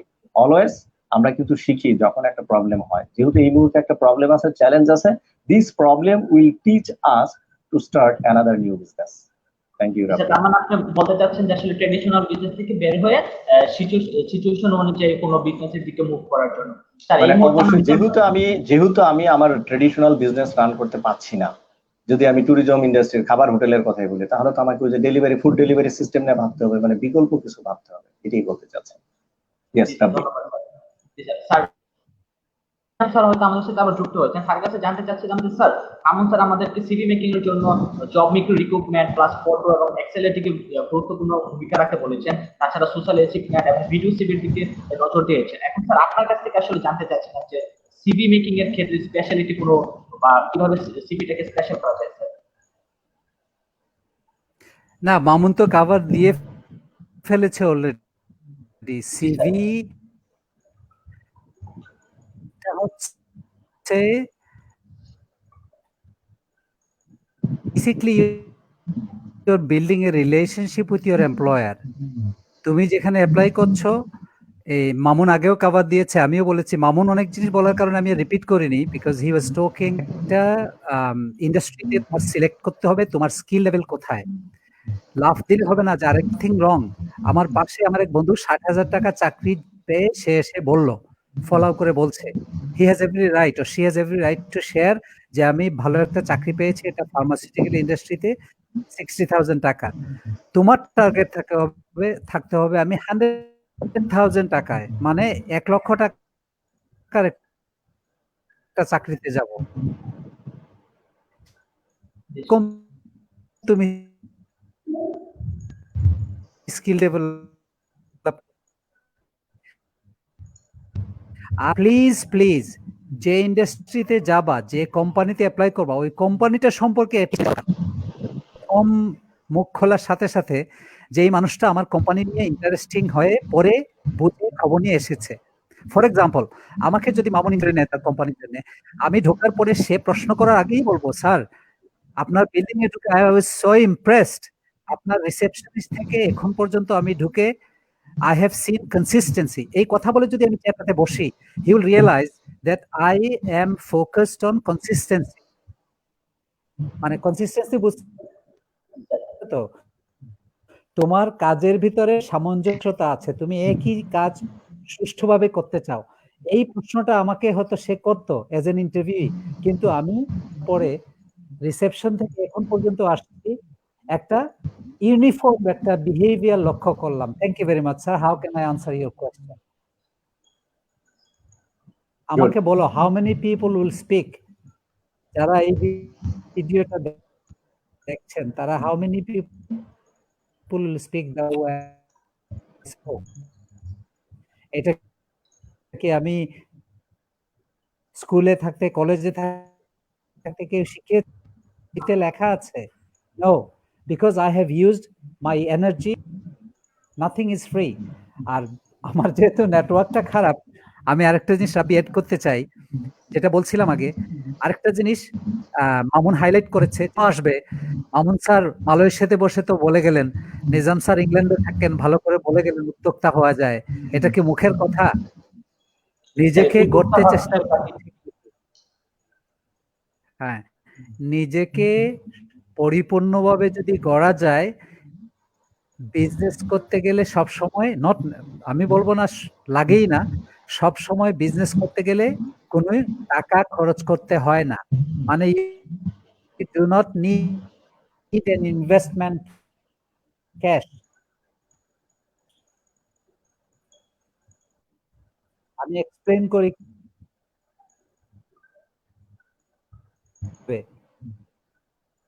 If you have upskill yourself, if you develop your, তখন একটা পার্টি, মনে করো একটা সে ফর এক্সাম্পল প্রপার্টি, আরেকটা লোক জায়গা বা বাড়িটা বিক্রি করবে, তোমার যদি এথিক্যাল ভ্যালু এবং তোমার স্ট্যাটাস পজিশনিং এত ভালো থাকে, চাই আমাকে, আপনি এটা দালালি না, it's using your skill.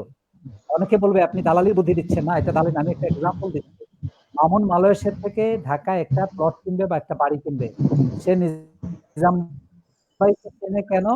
Nizam ভাই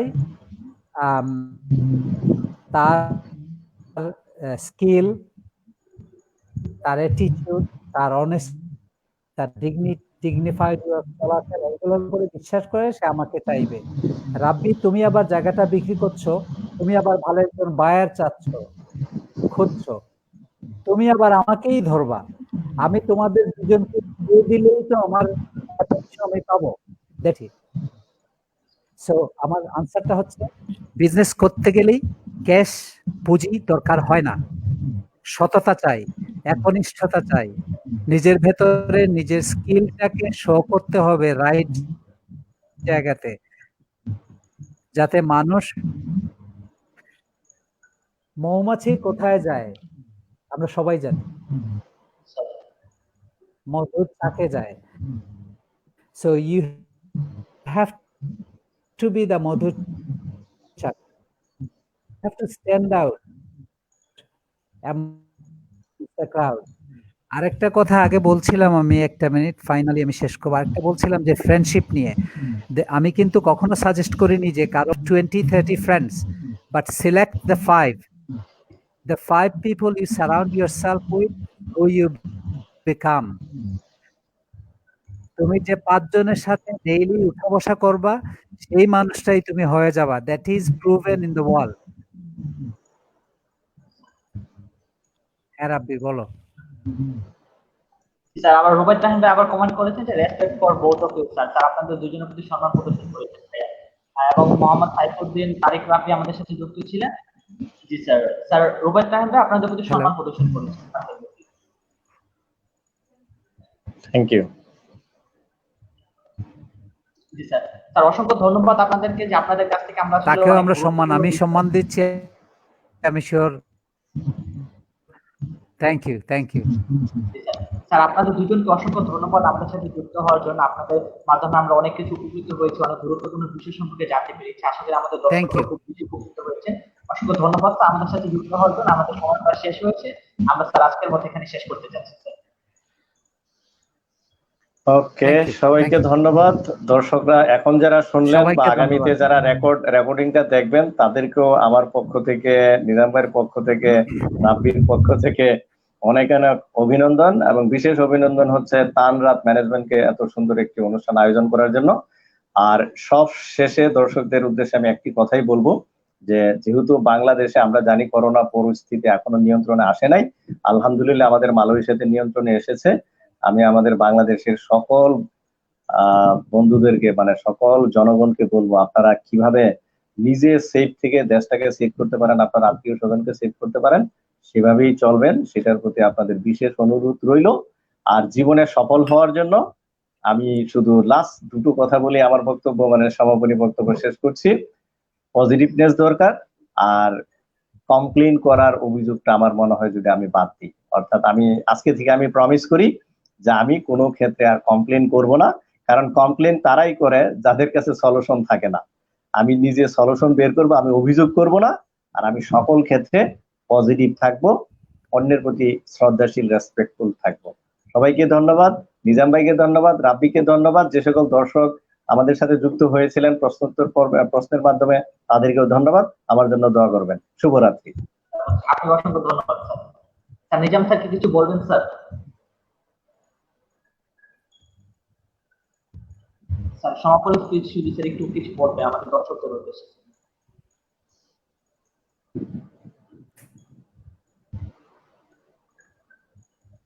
না, দর্শকদের কাছে আমি কৃতজ্ঞ যে ওনারা মানে এখন লাইভে যারা ছিলেন, আর পরে ভিডিওটা দেখবেন তাদের কাছে আমি পার্সোনালি খুব কৃতজ্ঞ যে আমাদের কথাবার্তা বা আমরা যেসব টিপস বা যেসব এক্সপিরিয়েন্স শেয়ার করেছি সেটা শুনেছেন। তোমাকে অনেক ধন্যবাদ। তোমার ইনিশিয়েটিভটা রিয়েলি ইন্টারেস্টিং এবং আমি really proud of you. Mamun, nice to have met you. ইনশাআল্লাহ আমাদের যোগাযোগ থাকবে। দর্শকদের কাছে অনুরোধ থাকবে যে আমরা কিন্তু অ্যাক্সেসেবল থ্রু আপ করার সুযোগ আছে। আমাদের দ্বারা যদি কারো কোনো উপকার হয় অবশ্যই আমি পার্সোনালি কনফিডেন্টলি বলতে পারি যে আল গিভ টাইম। এসে যদি ওষুধ চান, কিন্তু ওষুধ দেওয়ার পর ওষুধটা টাইম মতো না খান, তাইলে আমি সেই সময়টা আমাদের ওয়েস্ট করব না। অসংখ্য ধন্যবাদ স্যার আমাদের আপনাদের এই সুন্দর সুন্দর এক্সপিরিয়েন্স, সুন্দর সুন্দর টিপস, ভালো গুরুত্বপূর্ণ কিছু টপিক আমাদের সামনে তুলে আনার জন্য। আমরা আশা করি আমাদের সকল দর্শকরা আমাদের অনুষ্ঠানটি উপভোগ করছেন। সবাই আশা করি এই ইম্পর্টেন্ট গুরুত্বপূর্ণ টপিকগুলো ওনাদের লাইফে কাজে লাগে, ওনাদের লাইফে সাফল্য অর্জন করতে পারে। ধন্যবাদ স্যার। আসসালামু আলাইকুম।